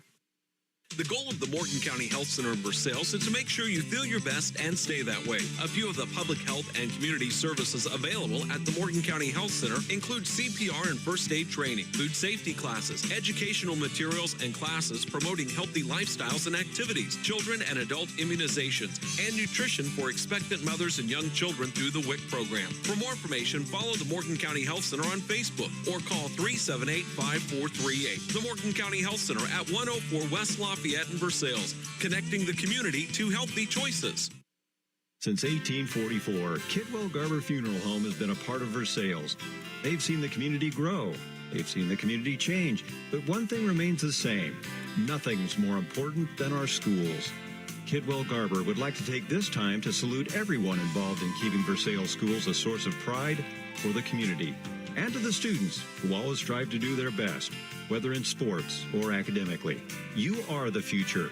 From Kidwell Garber Funeral Homes of Versailles and Laurie. Whoa, Central Ozarks Medical Center, your health, our mission. COMC has been providing quality health care in Central Missouri since 1979. From primary care, OBGYN, pediatrics, senior health, dental, and behavioral health. Go to centralozarks.org for a location near you or call 877-406-2662. CONC, the healthy place to be. And we are back with the Hy-Vee halftime show, part of this Hewlett Chevrolet Buick GMC broadcast, and it is all Blair Oaks. It's 55-0. I mean, I'm not trying to be negative for the Mustangs here, Jason. I don't know. Blair Oaks is really good at football. They're the big green machine for a reason, man. That's just what it is. I mean, Eldon early on did some things right. They were able to move the ball. It was an early deep shot from Hines that really took the top off. They were able to bounce to the outside a few times on that jet sweep. I really feel like that jet sweep has been the most successful look for the Mustangs. They've gotten a few yards. It's just as soon as you make a mistake, man, Blair Oaks is right on top of you, and then you get behind on the chains, and that's been kind of the problem for them. And a few turnovers didn't help either. Currently, we are watching the royalty of Blair Oaks High School as it is homecoming night. There's, that's a filter. I thought there was actually bubbles going on. Yeah, I was like, hey, there's music notes floating across the field. And I thought, well, that can't happen in real life. So. Oh, those are music notes. I thought they were music bubbles. Notes. Oh, that's cool. Huh. They are fancy here. They've got it. They have a full-time Daktronics person. What? That literally runs this thing, and that's why they have so many little program things like Student of the Month and all these commercials. They have a person that's totally dedicated just to the Daktronics equipment. So that is impressive. That's cool. That's cool. All right. Well, like I said, Mustangs, it's just a tough go. I mean, call it what it is. And when it comes to football, the Tri-County runs through Blair Oaks. Has for quite a while. There are levels to this, and Blair Oaks currently is on a different level. But for Eldon, you got to learn as much as you can from this game, because the beauty of it is you still have a shot to host a district game. You can control your own fate, and I think you would agree with me that the Mustangs will not see another team this season, no matter how far they go in the state playoffs, as good as the one they're facing tonight. You know, they played Lutheran North and throttled them. And Lutheran North is one of the best. They were number one in Class 4 at the time, I believe. You know, so, I mean, what do you do? What do you do? The voice in my head is saying they're the defending state champions. Yeah, they're defending state champions. Yeah. So, I mean, I don't know. I don't know what you do. I think Warsaw's in the district. Warsaw's ranked up there pretty high. I've seen Warsaw, and nothing against Warsaw. They ain't Blair Oaks. No, nobody's Blair Oaks. And our last update, what's that? Lutheran North is third? Warsaw is third, yeah. Oh, wow. Well, nonetheless, you've got a lot of great talent, but I just don't know that it matters to Blair Oaks right now. If we're being honest, I would like to see Blair Oaks go up and play in Class 6. I'm not saying they'd win, but I'd really like to know how far they'd make it to the playoffs. You've got speed like them as a team. I don't know. But for these Mustangs, once again, it's all about building tonight. You get what you can out of this game, and you turn around, and you make sure that you bring your A game in these last two. You're going to see California, and I'm trying to think who is the other team on their schedule to close it out. Who have they not played? They've played Hallsville. They played Southern Boone. They've played either way. If you can win at least one California. Well, California's one, but I cannot think of who the other would be. Looking at the Tri-County, there's only X amount of teams. Yeah, I don't know. I'm lost now. They've already played Osage. They've already played Hallsville. They already played Southern Boone. They got Blair Oaks tonight. So that just, yeah. I don't know. I have to think about it. But either way, if you can close this out, you need to get at least one win. If you could get two, that'd be great. But one win would give you a pretty good shot at hosting a district game. And, that'd be huge because there's a good chance that you could be seeing either Southern Boone or Hallsville again. And if you have to play that team for a second time, knowing that the first time you played them, you feel like you beat yourself, you would much rather play them on your turf. Oh, without a doubt. Without a doubt. You want that home game.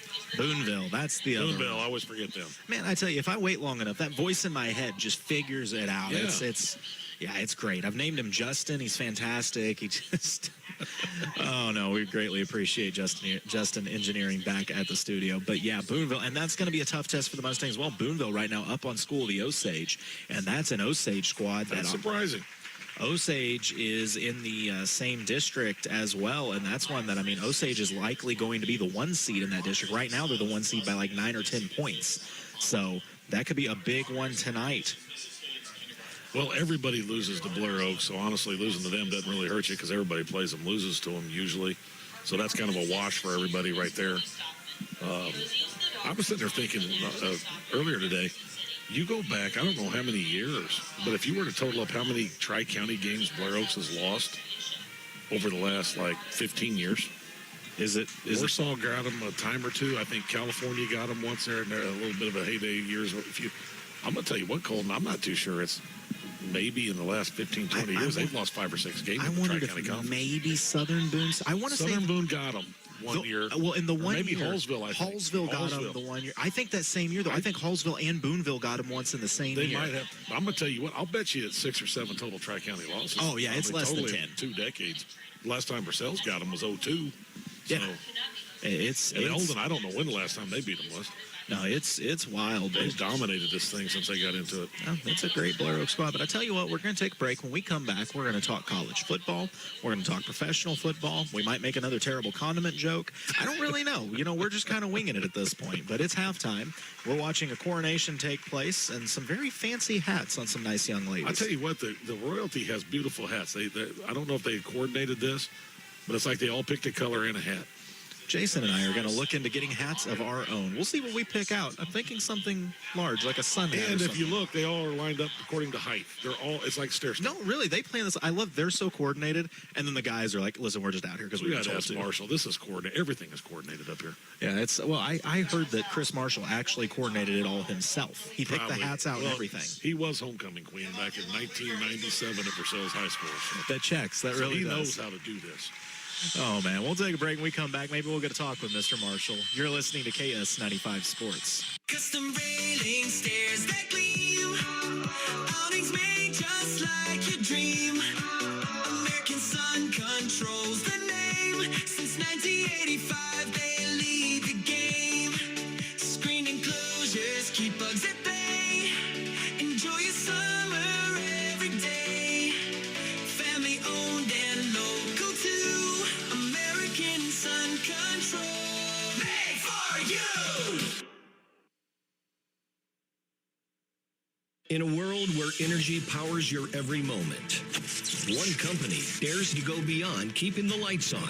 Hitachi Energy in Jefferson City is looking for new team members with manufacturing skills. If you have experience in welding, painting, cabinet assembly, and can operate a fork truck, then you can join a team that inspires progress.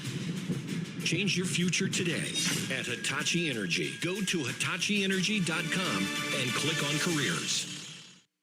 It always starts small. You notice one single ant on the counter, then another, and perhaps a mouse in the garage. And you swear you can hear something trying to claw its way through the wall in your room at night. Then you realize the fall invasion is here. When pests get cold, much like humans, they come inside. And here in Missouri, that means ants, spiders, mice, you name it. They're not picky about where they settle in either. Your kitchen, your garage, even the attic. That's why you call Steve's Pest Control. Steve's has been fighting the fall invasion for Missouri families and businesses for decades. Steve's team knows exactly what's crawling into your home each fall, and they know exactly how to wipe them out. The invasion starts right in your own backyard, so call the team who's just as local as the pests they're here to eliminate. Hi, I'm Steve with Steve's Pest Control. We're going to solve your pest problem. I guarantee it. Now you got a friend in the pest control business. Steve's Pest Control. All right, we're back here with the Hy-Vee halftime show. Falcons lead 55-0. We've been bragging up this complex, the organization, and how everything runs. But you got to understand, it all runs this way because of the man standing next to me, Mr. Chris Marshall. Mr. Marshall, how are you? I'm doing great. How about you guys? Fantastic. We're all kind of lost for words. Everything is so organized and fine-tuned, whether you talk about the football team or even just the coronation process. I mean, you had your girls stacked up by height. They had matching hats. Did you put all that together? They all had a different color. I can't take any credit for that. That's going to be our student council sponsors that take care of all that. I'm just here to kind of help them and do what they tell me to do. There's no way it was on accident, man. No. There's not a lot of things here that are done by accident. So I like to tell everybody this is what small town football Friday night is supposed to be. 90% of our community is here. probably 75 to 80% of our student body is here. We've got 406 kids in high school, and I'd be willing to bet 320 of them are here right now. My goodness. I mean, the neighbors are shooting off fireworks when you guys score, for Pete's sake. This is incredible. But Coach LePage, the job he does with these boys, we were just talking about the fact a play ends, the next play call is already going in. It seems, I mean, we've had a couple reps here where it was a turnover on downs and Blair Oaks was snapping the ball within 20 seconds. That's insane. Yeah, and I actually heard it from another individual here, but the saying goes, he sees things in color that other people see in black and white. And so his system, what he does, it's all signaled in. Those kids know it. They're in formation in 5 to 6 seconds. The next signal he sends in is the play. The quarterback communicates it to him, and they're ready to go. And he's a mastermind of setting things up, as you guys can see. And one other thing he does well is, we platoon, so we don't have a single kid that goes both ways. Wow. And when you have 22 different kids playing in the game, and we can take the entire offense, sit over here in front of that TV screen and go over our last series, and we obviously do the same thing on defense, and you got 2 or 3 coaches there coaching them up about things they need to fix, and then they go out and do that adjustment.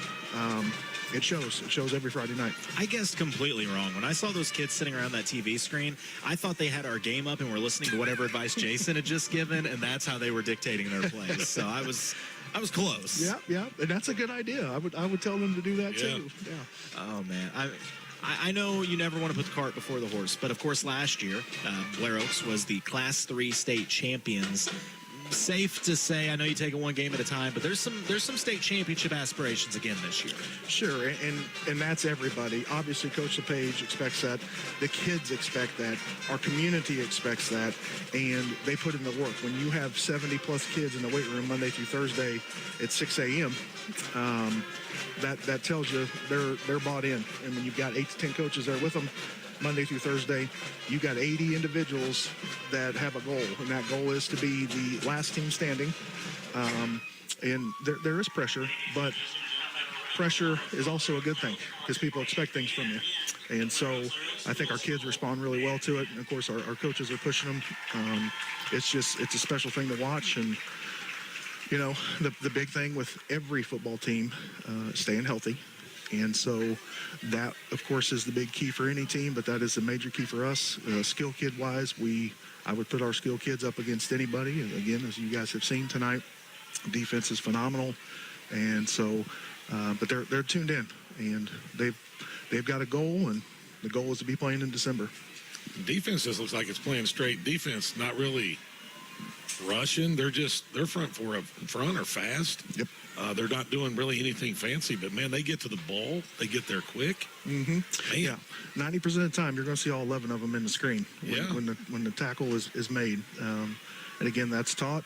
They practice that, and they just get after it. Don't make many mistakes. No, this is amazing. And once again, I also go back to just this incredible facility and the way the community seems to work together. When we rolled through, I got here an hour and a half before kickoff, and that lower parking lot was completely filled with cars, tailgates dropped, grills a go, and I was told they were there long before I got here. Yeah, there'll be Friday nights where there are people set up down there before school gets out. Wow. Especially, on our big games. Last year with Maryville, this year with Luther North. I am directing traffic before school gets out down in that lower lot.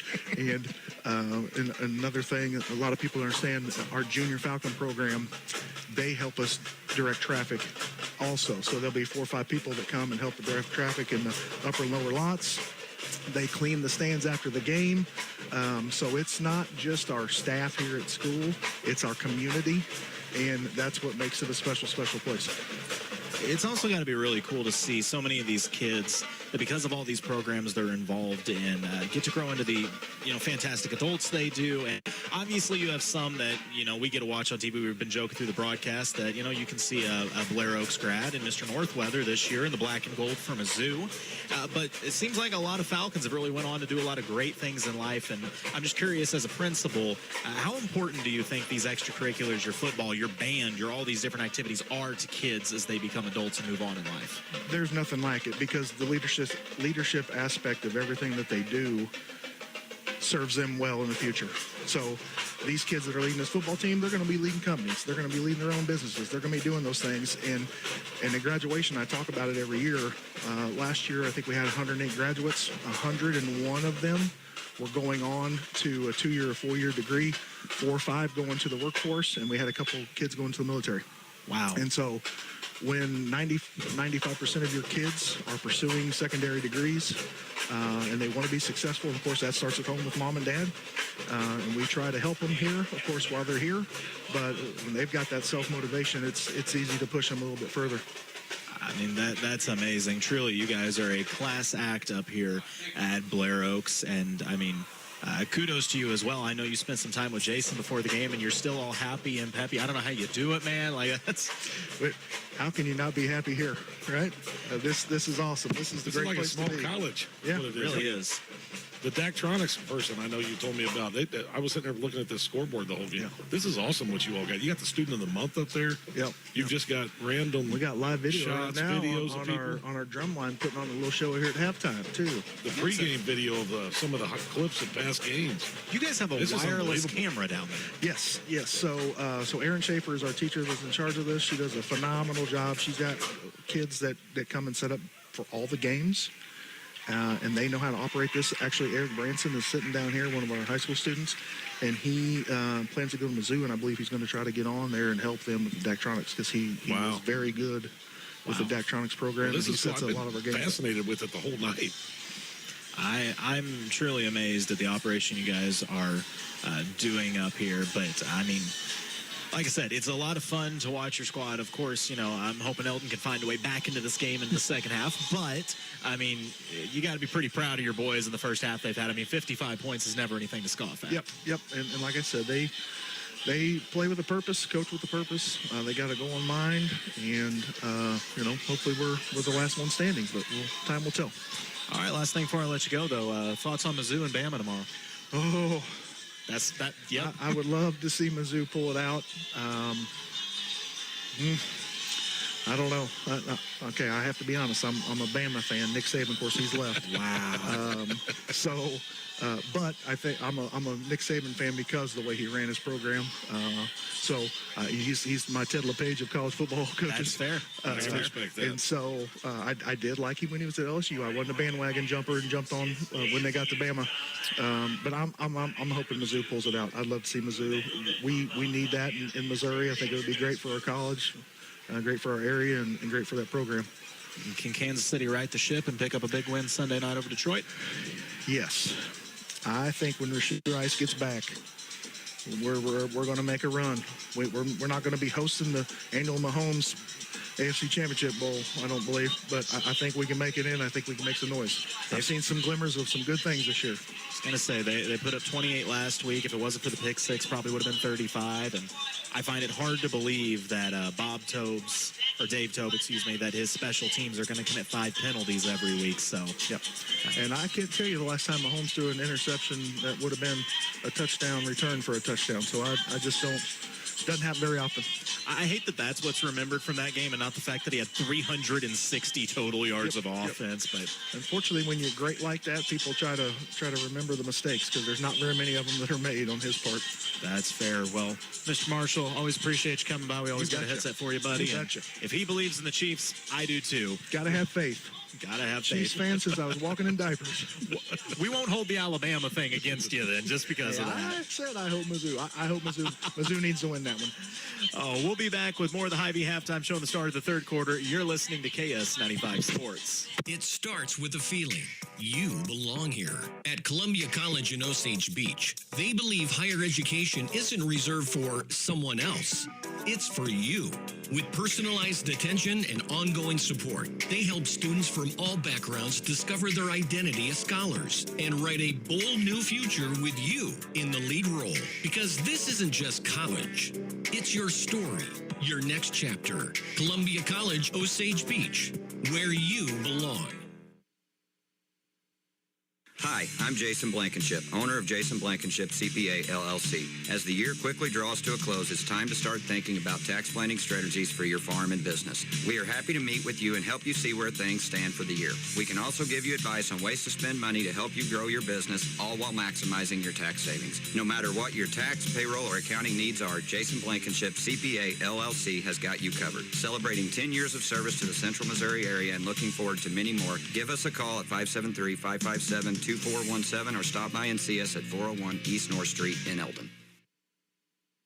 Since 1991, Capital Monuments and the Atterbury family has served and supported the Mid-Missouri area. They've been offering generations of memorial experience by designing and creating the highest quality monuments. At Capital Monuments, they specialize in creating personalized and lasting tributes, from pre-need and at-need family memorials to military and community tributes. Come in and talk with one of their monument design specialists. They're located west of Jefferson City in Apache Flats, or visit capitalmonuments.com for photo samples.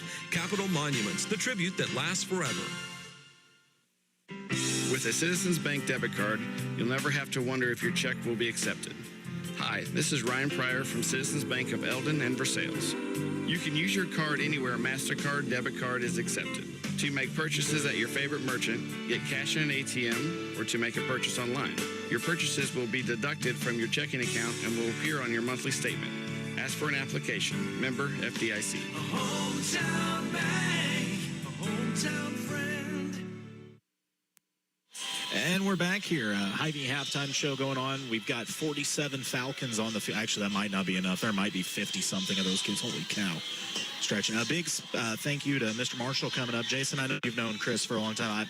The Marshall family, all great people, of course, from Versailles. We got to see Chris there for many years and now doing great things up here at Blair Oaks. And Chris's mom and dad were big sports fans. They're great people, and Chris and Barry and just all of them, just the same thing. And he's done a great job, man. Chris is he's a class act. He was great as a kid. He's a little younger than me. I remember in middle school when I played high school football. A great athlete in his time, and he's done a good job up here at Blair Oaks. And this is really something, man. I can understand why he's proud of this place, because this is something else. Here's the thing. I know, if you're an Eldon fan, family member, whatever, you're probably sitting there going, guys, why are you praising them? Yeah, why are you talking about them so much? I want to be clear. If the Mustangs, it's not like they just walked in and some no-talent school is beating them by 55-0. You got to realize this is a buzzsaw that everybody runs into. We've talked about how good School of the Osage is. School of the Osage got absolutely mollywopped by this team, too. Like, this is what they do to everyone. Most schools on their best season would lose by 40 to this Blair Oaks squad, because this Blair Oaks squad, there's a chance this Blair Oaks squad would beat previous state champions. What was it we got told during the break? Justin has some great, what was it, from 2010 to now? The last 15 years. Was it 7? Maybe if I'm wrong. The last 15 years, it was 7 Tri-County losses in that since time. 2010. Yeah, and in that same time, dominance now. 4 state championships and a second-place finish. So you have 5 Final Twos, essentially, and 7 conference like 170-something to 26 record or something. Wow. On the kick return. Well, actually, I lost the ball. I looked down, and I saw somebody blocking somebody into the turf. But it looks like it was returned out to the 28-yard line, give or take. Yeah, that's where the Falcons will start this drive. And I remember a time of playing JV games up on this hill over here on this crusty old grass field. And then the varsity games were all played at Lincoln. You used to have to go to Lincoln to play Blair Oaks. They didn't even have a football field for many years. When you guys did that, did you still have the leather helmets back then? No, well, sometimes. Handoff dive up the middle for the Falcons. It's going to pick up 6. Atkinson making the tackle. I'll tell you what, it was safer than sitting on that press box down at Adrian last time. Man, I tell you what, I've ridden roller coasters with no handlebars that were safer than that. Slanted roof, 70 feet in the air. 20-degree angle with mossy wood holding me up. It was great. Yeah, on fire with Britt. Another dive right up the middle. Big chunky yardage for the Falcons. And once again, bulldozing forward is Toby Edler getting some carries. I think we're starting to see a rotation of some of the secondary unit for the Falcons. And actually, who's in at quarterback for them? Looks like that's Bo Bure. Sophomore, 5'7", 135.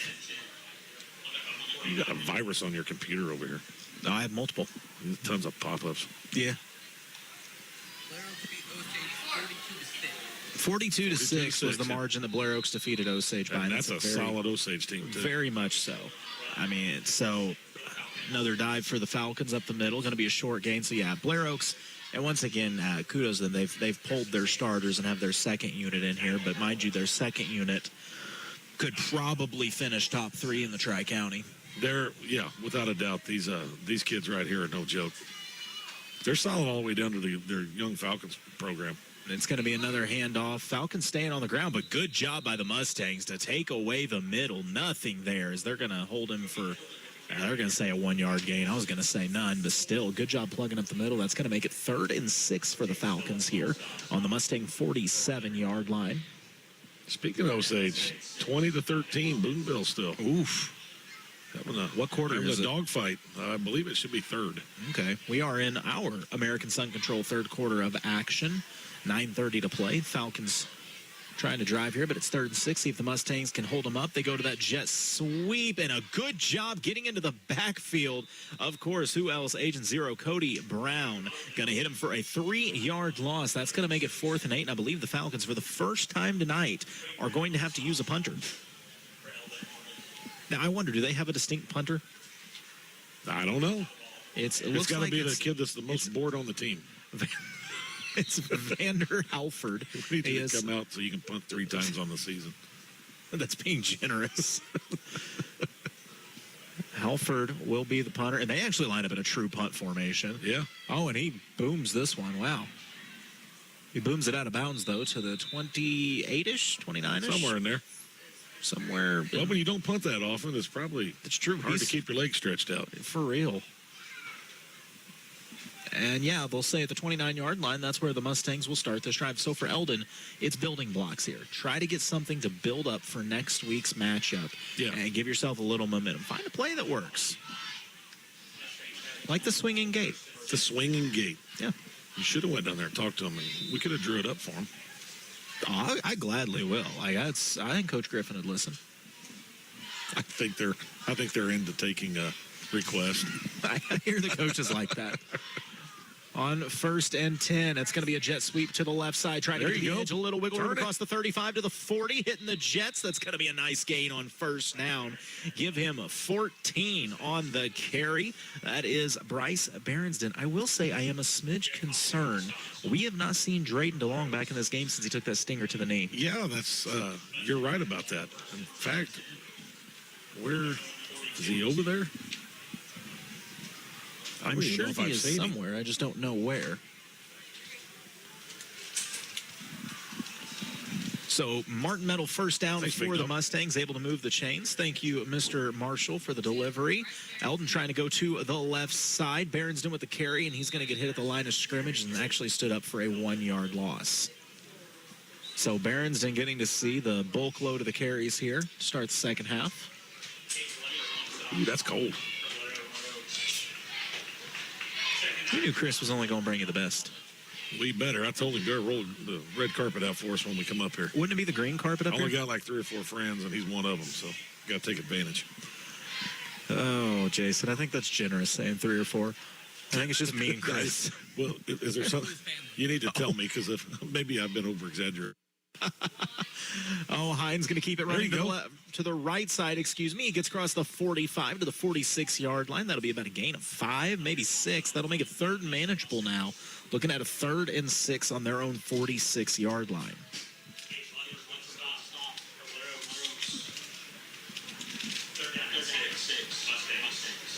So Eldon moving the ball a little bit here in this opening drive of the second half. They're going to go to the right, halfback on either side of Hines. He takes it. It's going to be a sweep to the right, and nothing there. Eldon went to the near side, not a lot of running room. Even these young pups, I mean, you see what's coming for Blair Oaks. I mean, they're just fundamental, even the youngsters. Yeah, I mean, you got to be, or you're not going to see the field here. So it's going to be 4th and 7 for the Mustangs. Well, you've got a head coach that played at Mizzou. Your line coach played a line for, he was the Cook kid on the line for when Chase Daniel was quarterback Oh, that's cool. So, I mean, you've got some guys down there with college experience. Hines back to throw. Pressure on the blind side. He's got to flip it up. Ooh, a dangerous pass. Yeah, I got lucky there. Yeah, he threw it for midfield. There were 3 green uniforms and only 1 white, but at the end of the day, it falls incomplete. That'll be a turnover on downs back to the Falcons. Very few people can make that throw back across the defense. The guy in Kansas City can, but after that, it's John Elway used to be able to. I can't stand John Elway. John Elway. Hey, you're not going to like this statement, Jason. I think John Elway is the most overrated quarterback in the history of football. Oh. The only one I put worse, only one more overrated than John Elway is Troy Aikman. Oh. I think I could have been Troy Aikman. Hike, Emmett, take this and run. Colton. Hike, Emmett, run again. Colton. I take that back. I couldn't have been Troy Aikman because I would have slapped Jerry Jones. Quarterback keeper for Blair Oaks, and running into his own lineman, and then 3 Mustangs. That's going to be a sack by the Mustangs. Count that one up for Kean Dinwiddie with the sack. Listen, Elway was good, don't get me wrong, but I feel like Elway got extra bonus points for the helicopter into the end zone. But, I don't know. I just think he was overrated. He went to 5 Super Bowls. Well, good for him. You're telling me if your options were John Elway or Josh Allen, you're taking John Elway? I don't know. Oh, I think that was a hold that Blair Oaks just got away with. John Elway went Super Bowls. Josh Allen just always plays bridesmaid in Mahomes. You know what John Elway was really good at? Crying when it got too loud in Arrowhead and he couldn't hike the football. Oh, no, Mr. Ref. It's too noisy in here. Tell him to quiet down. I never was an Elway fan, but man, I'm gonna tell you what, those old, he was good. He was good. That draft class he came out of was good. Him, was it Jim Kelly, Elway, Marino, all in the same draft class in that first round? Jim Kelly's kind of an underrated guy, too. I know he never won one of those 4 Super Bowls, but to get them there. He was good. He was real good. Trips right for the Falcons. They fake the sweep. It's 3rd and 12. They're going to throw it out into the flat, across the 50. 45, near the 40. That's where the Mustangs will make the tackle. And, oh, no, that late flag is never what you want to see. Now, every one of those guys that were, when they were winning and doing their best, always had a great running back, which goes back to my point today. The lost art of the running game, that we need to be running the ball even more, I believe, in Kansas City. Who was... But, he had, what was it, Kelly had Thurman Thomas, he was a stud. He had Emmitt Smith in Dallas. Well, and Elway did good once he got was it Davis? Yeah. Terrell Davis? Terrell Davis had that insane playoff. That's why he always lost Super Bowls. They never really had much of a running game. That penalty. Running backs they're immensely important. No, I don't disagree. That penalty, by the way, going to go against the Mustangs. That's going to be 15 yards and a Martin Metal first down ahead to the 26-yard line. No, I don't disagree, but that's my thing why I think those quarterbacks, to me, lose a little validity. What was so cool about Marino? Marino didn't have the elite running back. He didn't need it. He was just going to airmail it. Yeah, he did. Actually, today, by the way, another elite quarterback, because it's a 4-yard run on the outside for the Falcons. How about Brett Favre? Yeah, I don't know why they pronounce it Favre. It's spelled Favre, but either way, today's Brett Favre's birthday. And Brett Favre's another one for me, man. That's a true blue gunslinger to his core. Sure, yeah. With Joe Montana, I think Joe Montana is one of the greatest quarterbacks ever, but one of the 3. You could also say, well, he had Jerry Rice. He had John Taylor. So this is the opinion that's really going to make you shake your head at me. Jerry Rice is amazing. I'm not discounting Jerry at all. He was the best in history, so yeah. I don't think he's the GOAT. I think if you're telling me, and it's a quarterback keeper to the outside for Blair Oaks. They cut it back in, shedding tackles to the house, 22 yards out for the quarterback keeper and scoring. The Falcons put 6 more on the board. Hear me out, Jason. I understand. If you look at career stats totality, then yes, Jerry Rice has the totality stats because he played for 47 years. If you're telling me I have one... He had those records before he even got old. You know what records he don't have anymore? The playoff receiving records, because 87 took those. But my thing is, one game, fate of the world on the line. The aliens have the laser beam aimed at us. And you tell me I get 1 wide receiver as the extra point attempt from the Falcons is up and good. I'm not calling Jerry Rice. I am calling either Randy Moss in his prime or Megatron Calvin Johnson. Oh, this is just youth. Freaks of... This is that youth. You think at his peak that Jerry Rice was as good as Randy Moss? Jerry Rice was better than Randy Moss. Oh, my gosh. The Vikings had a play that was just called if Randy you start Go bringing and up Get LeBron about being better than Michael Jordan, hold on I'm now. going to throw you out this window. Hold on now. If we're going to use longevity stats, then wouldn't that make LeBron better? Oh, shut up. Don't even get going. I'm just saying, that's Jerry's thing. I'm going to unplug your mic. I'm going to unplug your mic. At least I'm saying Larry Bird's Randy. stats were as good as LeBron's. That's not accurate. But you want go look it up. Go look it up. LeBron has 50,000 points. Don't get me wrong, I'm not a LeBron guy. I don't pick because you LeBron. can't foul nobody anymore. You got to remember, I don't pick LeBron or Jordan. Do you remember when Larry Bird just got run over by Bill Laimbeer's truck in a game? To be fair, Bill Laimbeer wouldn't make an NBA Robert roster Parrish today. took care of it like 2 days later, and it was only like a personal Bill foul. Laimbeer's like 5'9" and not athletic. You got to remember, make third-degree today's roster. assault was legal in the 80s and 90s, man. Here's the thing. Once again, we got to remember, I'm not a Nobody can foul you, and they all still stand out there and just chuck threes. That's going to be a touchback off the kickoff from the Falcons. Here's the thing. I'm not a LeBron guy, and I'm not a Jordan guy. I'm the guy that if I get one game, give me Kobe Bean. I think he takes the best of all of them. Yeah, that's fair. That's a nice compromise. I like that. Yeah, and mind you, I love Larry Bird. However, it does. We have differing opinions on a lot. I'm still the guy. It's a generational thing. This is why Larry Bird was great, but Larry, like, my beef is when I hear the Redeem Team, how they would beat, or the Dream Team would beat the Redeem Team, and it's like, no, Larry Bird was broken by then, and Magic was basically retired. Like, people act like they were at their primes then. I was like, that's not fair. That wasn't peak Larry Bird. Now, 80s Larry Bird, 80s Larry Bird was just a straight-up assassin. Bird was the word. There is no doubt about that in the 80s. Hines uncorks it down the left side. He's got Atkinson at the 30. Nice catch. Quick little 10-yard route. That's going to be near. That's going to be a Martin Metal first down for the Mustangs. Nice throw and catch. See, my son's over here, and he's hearing all this blasphemous stuff you're saying about these icons from the 80s. I don't think it's that blasphemous to say that Randy Moss might be the greatest wide receiver of all time at his peak. Michael, what do you think? The Vikings would literally go in the huddle and they say, hey, we're going to run Randy, go and get it, which literally meant Randy head to the end zone. Dante Culpepper's going to just chuck this. Go get it. No. If there's anybody out there still listening, please. Oh, no. Jet sweep from the Mustangs. Ball's on the turf, and the ball is in the hands of the Falcons. Just bobbling the exchange, and now Blair Oaks will take over. Sounds like they need a Randy Moss.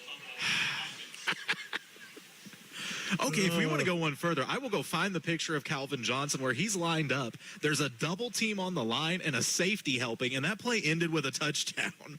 They would just chuck it up and amongst three players, and he'd go get it. I mean, I get it.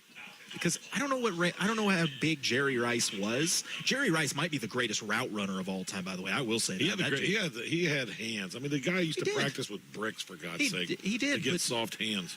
And now, mind you, he had a work ethic that was off the chart. My other beef is you have to be the greatest at something, and I would say Jerry's the greatest route runner to be in the greatest of all time mix. I wouldn't give him the greatest hands. I give that to Larry Fitzgerald. When you have more tackles in your career than drop passes as a wide receiver, that's just an insane stat. It's going to be a jet sweep from Blair Oaks left side. That flag comes out. We got a holding. This one's coming back as the run's ahead to the 12-yard line. If you're listening at home, shaking your head going, what sports show did I just walk in on? I have no idea, guys. It's 62-0. If y'all disagree with me, you'll be right. If you're going to have Jerry Rice. I'm going to have. So you think Michael Jordan's Kobe was better than Michael Jordan? I think if I have to have I think Jordan played in a softer league. All right. So hey, more Michael, watered you down. want to finish this up? I'm heading out. One league. One league. I think Kobe's era had more better players. That's all. The 90s. I think the 80s were better than the 90s. Colton. And I think the 80s were better than the 90s. The Lakers and Celtics? I agree with that. Right, yeah, I mean, I don't think the Bulls really had quite the competition that you had in the 80s. And I think the 2000s, there were so many great teams in the early 2000s between the Spurs, the Celtics, the Rockets, I think the Pistons. Spurs were your last great dynasty. I don't know. I'd say the Lakers towards the end of the 2010s. You had 3 straight finals appearances, and you capped it off with that Celtics series. That's true. So that's true. Nonetheless, the American Sun Control third quarter comes to a close. It's 62-0. Blair Oaks with the ball, threatening to add to it. We'll try to get another Versailles update when we come back with your fourth quarter action. You're listening to KS95 Sports. When you're looking for a new furnace or air conditioner, price is important, but warranty, reliability, and efficiency are big factors too. At DeGraff and Reed Heating and Cooling, you'll receive very competitive pricing on the industry-leading AirEase products. Every AirEase product is built on 80 years of experience, testing, and research. Servicing the Lake and Jefferson City areas for nearly 15 years, DeGraff and Reed Heating and Cooling for reliable products offered by reliable people called DeGraff and Reed Heating and Cooling.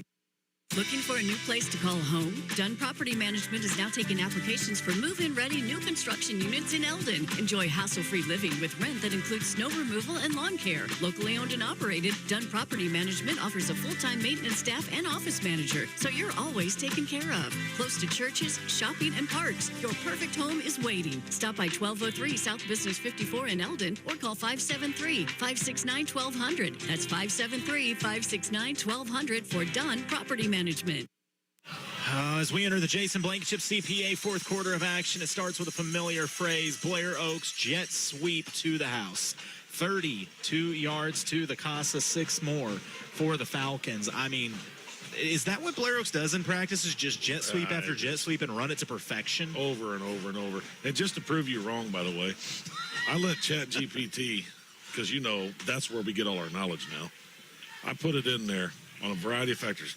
Megatron, number 5. He retired at like 29. No excuses. Number 4, Terrell Owens. Number 3, Larry Fitzgerald. Number 2, Randy Moss. And I'll just go ahead and let you figure out who number 1 is. Jerry played for 28 years. I'm saying out there peaks. Peak Megatron. He had 22,895 total yards. Randy Moss had 15,292. By the way, real quick, out of Versailles, it is 38-6.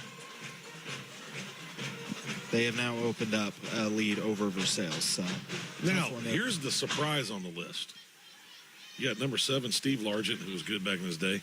Chris Carter at 8. And then at number 9, from the 1935 to 1945, Don Hudson. With 488 receptions and 7,900 yards. And how did that guy make ChatGPT? See, that's right there, kids, why you can't just look at ChatGPT for everything. Michael Irvin finished 1 behind now.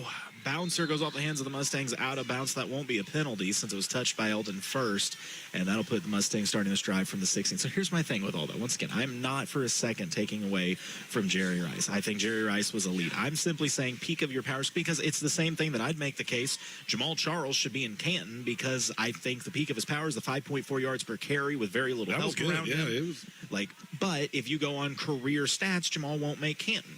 You know, but I have a lot of part of it. I mean, longevity is a part of it. I have an overrated person in every sport. If you ask me who's overrated in baseball, I'll tell you Babe Ruth, because I'll tell you if you put Babe Ruth in 2025, he probably is riding the pine. Do you think there really is a receiver in 1935 that's better than Michael Irvin, though? No. Oh, and the quarterback keeper's going to go big time. There you go. Hines has got daylight across the 50, 40, 30. It's a foot race. 20, 10. Oh, barely caught from behind. Man, Hines went to the track meet from his own 17 all the way to, where are they going to spot this? He's inside the 10. About the 6 or 7 down there. Hines was just getting it on that run, man. He looked like Jerry Rice. Jerry Rice, I'll tell you what, that's what I was thinking too. Problem is, if he'd have been Randy Moss, he'd have scored. All the way down to the 6. Make it the 7-yard line. So the Mustangs in the Crown Power Case IH red zone. Hines in the shotgun takes the snap. It's going to be a handoff to the left side. Trying to get space. Trying to get the edge. They've got 6. Mustangs score. Is that Drayden? That was indeed Drayden DeLong. Glad to see him back in the game. Out there. Yeah, there he is. Yeah, so Drayden DeLong takes it to the corner, and the Mustangs are on the board here in the Jason Blankenship CPA fourth quarter of action. That's probably going to wind up being that big run by Hines has to be our shed batting cage play of the game right there. Sure. That was a beauty from his own 17. Probably still out of breath after that one. I'm out of breath after that one, as that was a 76-yard run. The extra point attempt is up. I actually never saw, and good. So the Mustangs make it 69-7 after a big run by Hines, capped off by DeLong. But yeah, like I said, I got those opinions in every sport. It's weird. I just did a top 10. I did not see. Let's see. There's an honorable mention. You said Raymond Berry, not on there. They had Julio Jones, Andre Johnson, Antonio Brown, Reggie Wayne, and Cooper Kupp is what they have on here for honorable mention. Cooper Kupp? Yeah, it's ChatGPT. It doesn't know anything. I can tell. It's like Rosie the Robot on the Jetsons. That is, like I said, I don't know. There's a lot of positions that I think are tough even. Some aren't. Running back's a little more obvious. Tight end, I personally think is obvious, but people disagree with me there. Who do you think? Kelsey? It's got to be Kelsey at this You think point. better than Gonzalez? Yeah, I love Tony G, but you got to actually be in the playoffs to make my list. And for me, Travis did it. When you start breaking Jerry Rice's receiving records, yeah, you're pretty good as a tight end. Defensive player, I think, is a little skewed. I know Lawrence Taylor is widely reviewed on the return for Blair Oaks, by the way, on the right side across the 30, 35, shedding tackles to the 40, a stiff arm, but a good tackle out of bounds, ridden down by Bryce Berensden. Again, Berensden's been all over this field. No, Court. Do I think Jeter was overrated? There's a case to be made. I mean, I think Jeter, I think some of it's also cultural impact, or not cultural impact, but just world impact, because I think that's why Michael Jordan's remembered as the GOAT, is because of the era. I think because of how basketball changed and went national at that time. He was on Spike Lee commercials, the Nike shoes, all that. Like, some of it was that. But Jeter, I don't know. If you look at his stats, the stats would say he's kind of overrated. I think he's one of the greats, but now I don't think he was the best Yankee of that time period. I think Mariano Rivera is the best closer to ever play the game of baseball. It's going to be a sweep to the left side. Mustangs trying to get him in the backfield, but couldn't move. Oh, the ball came out at midfield. That should be a fumble. What does the officials say? Was it a loose ball, and who came up with it? Even if it was loose, it looks like the Falcons were able to recover. So I asked ChatGPT if it knows anything whatsoever. So here's what ChatGPT told me. Yes, when it comes to general knowledge, brainstorming, lesson plans, workouts, meal plans, and things like that. But I don't think picking wide receivers in history is its thing, because it didn't put that on the list. Well, on the jet sweep, the Falcons take it to the 49. It said I shouldn't probably use it for medical advice either, so financial advice. I was having it pick the lotto numbers for me whenever we had the Mega Millions era. I noticed you're still doing games with me, though. Yeah, it didn't work out. Falcons staying on the ground. A good job by the D-line of the Mustangs to keep them in check. That's going to make it 3rd and about 2 after a 2-yard scamper from the Falcons. This fourth quarter is going quick as we're under 6 minutes to go. 69-7. I do like seeing some of these young pups come in like this and play, kind of get a little glimpse of what's coming next year and the year after here.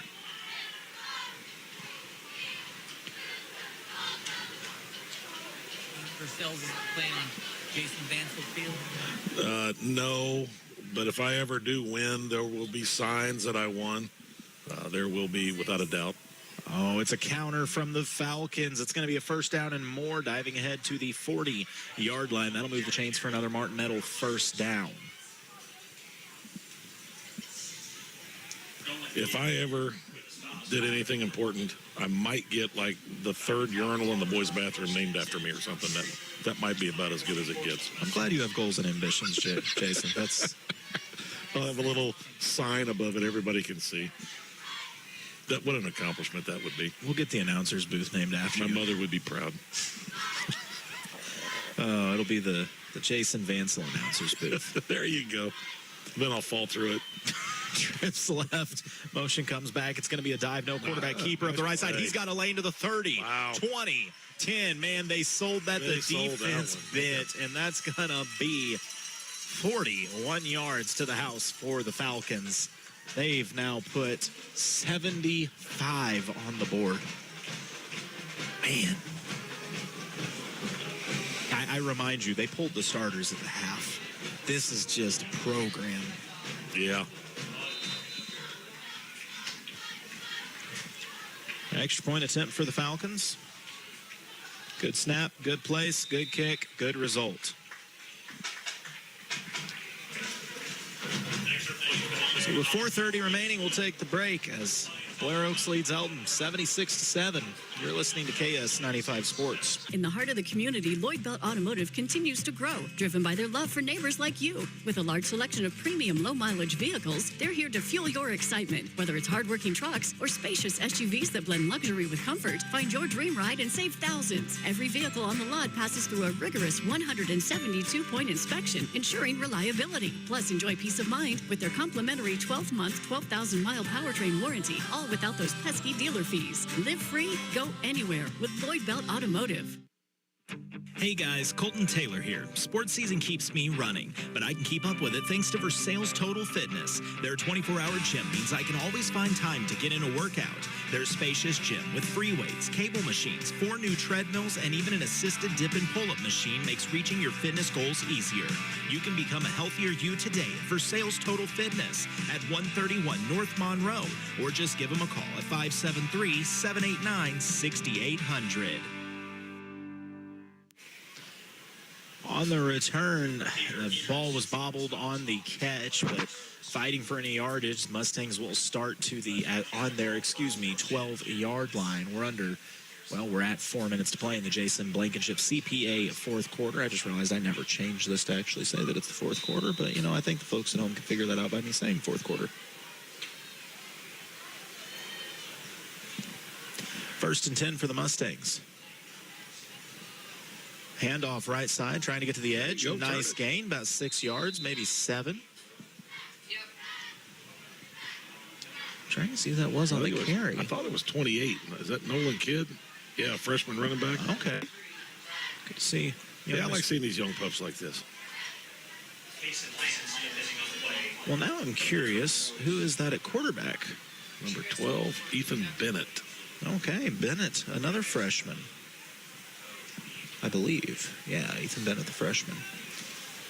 So it'll be 2nd and 4. Bennett in the shotgun takes the snap, handoff, dive up the gut across the 20, keeping the legs churning up near the first down marker at about the 23-yard line. That will move the chains for another Martin Meadow first down. Nice little play. That was Cale Hammond on the carry. Yeah. Promising kid, man. He's going to have a bright future. Nice kid. Ran into the gas station a couple weeks ago. He is. He's just a good kid. Man, I really liked when he was at Versailles playing for us, but I get why he's over at Eldon, but it was sure nice having him because he's a good athlete. 2.5 minutes remaining in this contest. 2 receivers out to the right in the shotgun snap. It's going to be a quarterback keeper trying to call his own number and just tripped up on the carry. Trying to find space was Bennett, but nowhere for him to go.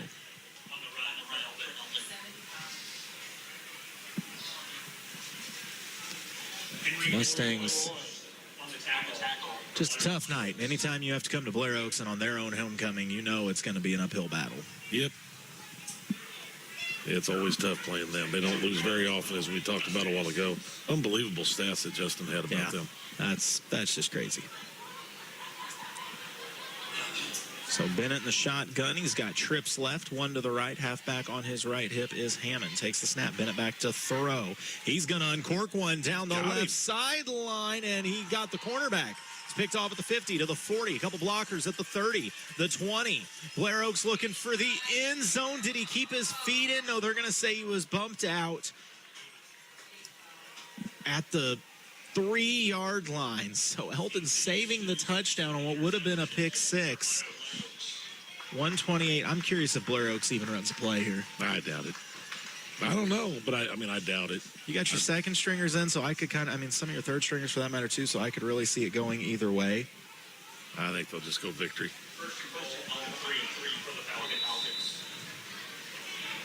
And it looks like this is victory formation. It is indeed. So a classy move by Blair Oaks to you're on the 3-yard line. You could tush push this thing in if you wanted to, but it looks like the Falcons just going to go ahead and take the knee and take the victory. So do you think the tush push is on its way out now? Yeah, definitely. This is the last season of the tush push. I agree. And that is what they are going to do, is go to the knee. So Blair Oaks will have to kneel this one more time to wrap it up, I believe, depending on when that play clock gets wound. Give the assist to the clock operator. That was very nice. So this one will come to a close as on homecoming night, the Falcons pick up a big win, 76-7 over Eldon. Post-game show is coming up. You're listening to KS95 Sports. Take your softball and baseball skills to the next level. The Shed is Eldon's own indoor hitting facility that features 2 full cages with screens, tees, and pitching lanes. You'll love their top-of-the-line pitching machine that throws a variety of speeds with precise locations to perfect your swing. The Shed also has a workout facility. You can add it to your cage rental or just purchase as a regular membership. Open Monday through Friday, 3:30 to 8, and Saturday and Sunday from noon to 8. Look for the big white building across from Gerbs in Eldon. Book times now on Facebook at The Shed LLC. See you at The Shed. Excellence isn't a word we use lightly. It's earned through decades of dedication to our patients and community. Because of this, Lake Regional has been selected to join the Mayo Clinic Care Network. In other words, world-renowned excellence sees the same excellence in us. Lake Regional Health System. Excellence lives here. Learn more about our new collaboration at lakeregional.com/Mayo. A full-service graphics company, Wright Printing and Promotional Advertising does it all, from screen printing, offset printing, and promotional advertising to custom-built trophies and awards. It's where they do it the right way. Check out their Facebook page for their monthly special, and don't forget they offer online stores for all your group and activities needs. Wright Printing and Promotional Advertising, across from the Family Center on Highway 52 East in Versailles. Call 573-378-5775. Polylift boat lifts. In 1975, Gerald Ford was president, gas was 53 cents a gallon, and Saturday Night Live debuted. It's also the year Polylift boat lifts was born. 50 years later, Polylift is still the best boat lift you can own. Trust Polylift, built with quality and integrity for 50 years. Remember, for the last 50 years and the next 50 to come, you know what they say. We don't just build boat lifts, we build Polylifts. And we are back here at Blair Oaks High School, wrapping up with our post-game show as once again, we've said it multiple times over, but a tough night for the Mustangs as they go on the road to the Falcons. And the only thing that makes that tougher is you get the Falcons on homecoming, and Blair Oaks wins big, 76-7. Yeah. Jason, the Mustangs did some things well early in this game. Yeah, coming out of the gate, they did well. They hit a long pass there and ran the ball well there, it looked like. It's just, this Blair Oaks defense is just hard to sustain a drive against before. They're just so fast, and they get you behind on the chains, and but they do that to everybody. But Eldon started good. Well, the Falcons hopefully can take something from this, and part of it can be knowing no matter who you play, you're not going to have to deal with the speed, the size, the athleticism that this Blair Oaks team possesses. Yeah, you played the worst one you're going to have to play. It's kind of wild knowing the game's going to slow down after this. But Eldon really still looking to try to hopefully get themselves a home district game. A lot of that hinges on what Southern Boone does, on what Hallsville does. Our last update, last time I checked, School of the Osage was trailing Booneville 20-13. So close one there. You can keep up with that game at MoSportsZone.com or on our sister station, Cool 102.7. Camdenton Lakers were facing off with Hickman tonight, and that game on Mix 92.7. Bolivar is playing somebody. I kind of forget who. It's on MoSportsZone. Warrensburg's on there, but lots of options. But next week we will be back together, and I don't remember where we're going. Yeah, where are we going? I don't know. I don't think that far ahead. Are we going very far? I don't know, probably. We drive a lot of places. Hey, why did the ketchup blush? Why did the ketchup blush? Because it saw the salad dressing. Wow. Huh? How about that? So next, California at Eldon. That's right. Oh, that's a big one. Yeah. That'll be a big one for these Mustangs. You got to recoup fast and get ready because district implications are on the line there for sure. Yeah, like you said, Southern Boone's probably got some tough ones coming, I would think. Eldon has an opportunity here to try to make a little noise, get a home game. Southern Boone, I believe, has this Blair Oaks squad next week. By the way, you're listening to tonight's broadcast on KTKS for Sales Eldon at the Lake of the Ozarks, 95.1 FM. Also online, lakeradio.com and streaming at MoSportsZone.com. I'm Colton Taylor, the coach Jason Vansel with me. We got Britt up on the roof. I think she's running a camera. Maybe she's just hanging out there looking at the stars. And we got Justin back at the studio engineering tonight. But yes, California and Eldon next week will be a big one for sure, but we'll have that for you. And last we heard, Versailles was trailing. I think I got a 53-6 final on that one. What was it? 53-6, I believe. Yeah, 53-6. Jacob just sent it to me. Well, no injuries though, so that's a good thing. Yeah, so that's trying to keep those. That's a good Windsor healthy. squad. That's a very good Windsor squad too. But you got anything to add? I don't. Well, once again, a big thanks to Mr. Marshall and the whole crew up here at Blair Oaks for taking good care of us. Tomorrow morning, 9 o'clock pregame, 11 o'clock kickoff. It is Mizzou, it is Bama, bring us the Tide. We'll send them on home with an SEC loss. And then Sunday, you got to spend all day watching all these other teams, because then Sunday night, 6 o'clock pregame, 7:20 kickoff. It is going to be Kansas City. It's going to be the Lions. It's going to be a lot of offense, and it's going to be a Chiefs win. And we'll have it all for you here on KS95. I'm hoping that 11 a.m. start for Mizzou will help them out. You think it's going to be loud at Faurot Field? I think it'll be loud, and I don't think Alabama's used to playing at that time very much in their lives. I don't think Bama is used to playing Coach Drinkwitz, and I think he is just that level of crazy where he may have just enough in store for the Tide. I hope so. And I hope you're right. If Bama loses, does the crowd start pandering to get Nick Saban back? At what point do they start having a fit? I don't know. The Georgia game probably took a little pressure off of him for a minute, but that's just a minute because Alabama expects big things. That's fair. Well, we've got it all coming up for you on KS95. But once again, a big thanks to my boy Justin back at the studio. Always appreciate him. Good to have you here, Coach. Yeah, it was a lot of fun. And Britt up on the roof. I'm Colton, and this has been another presentation of KS95 Sports.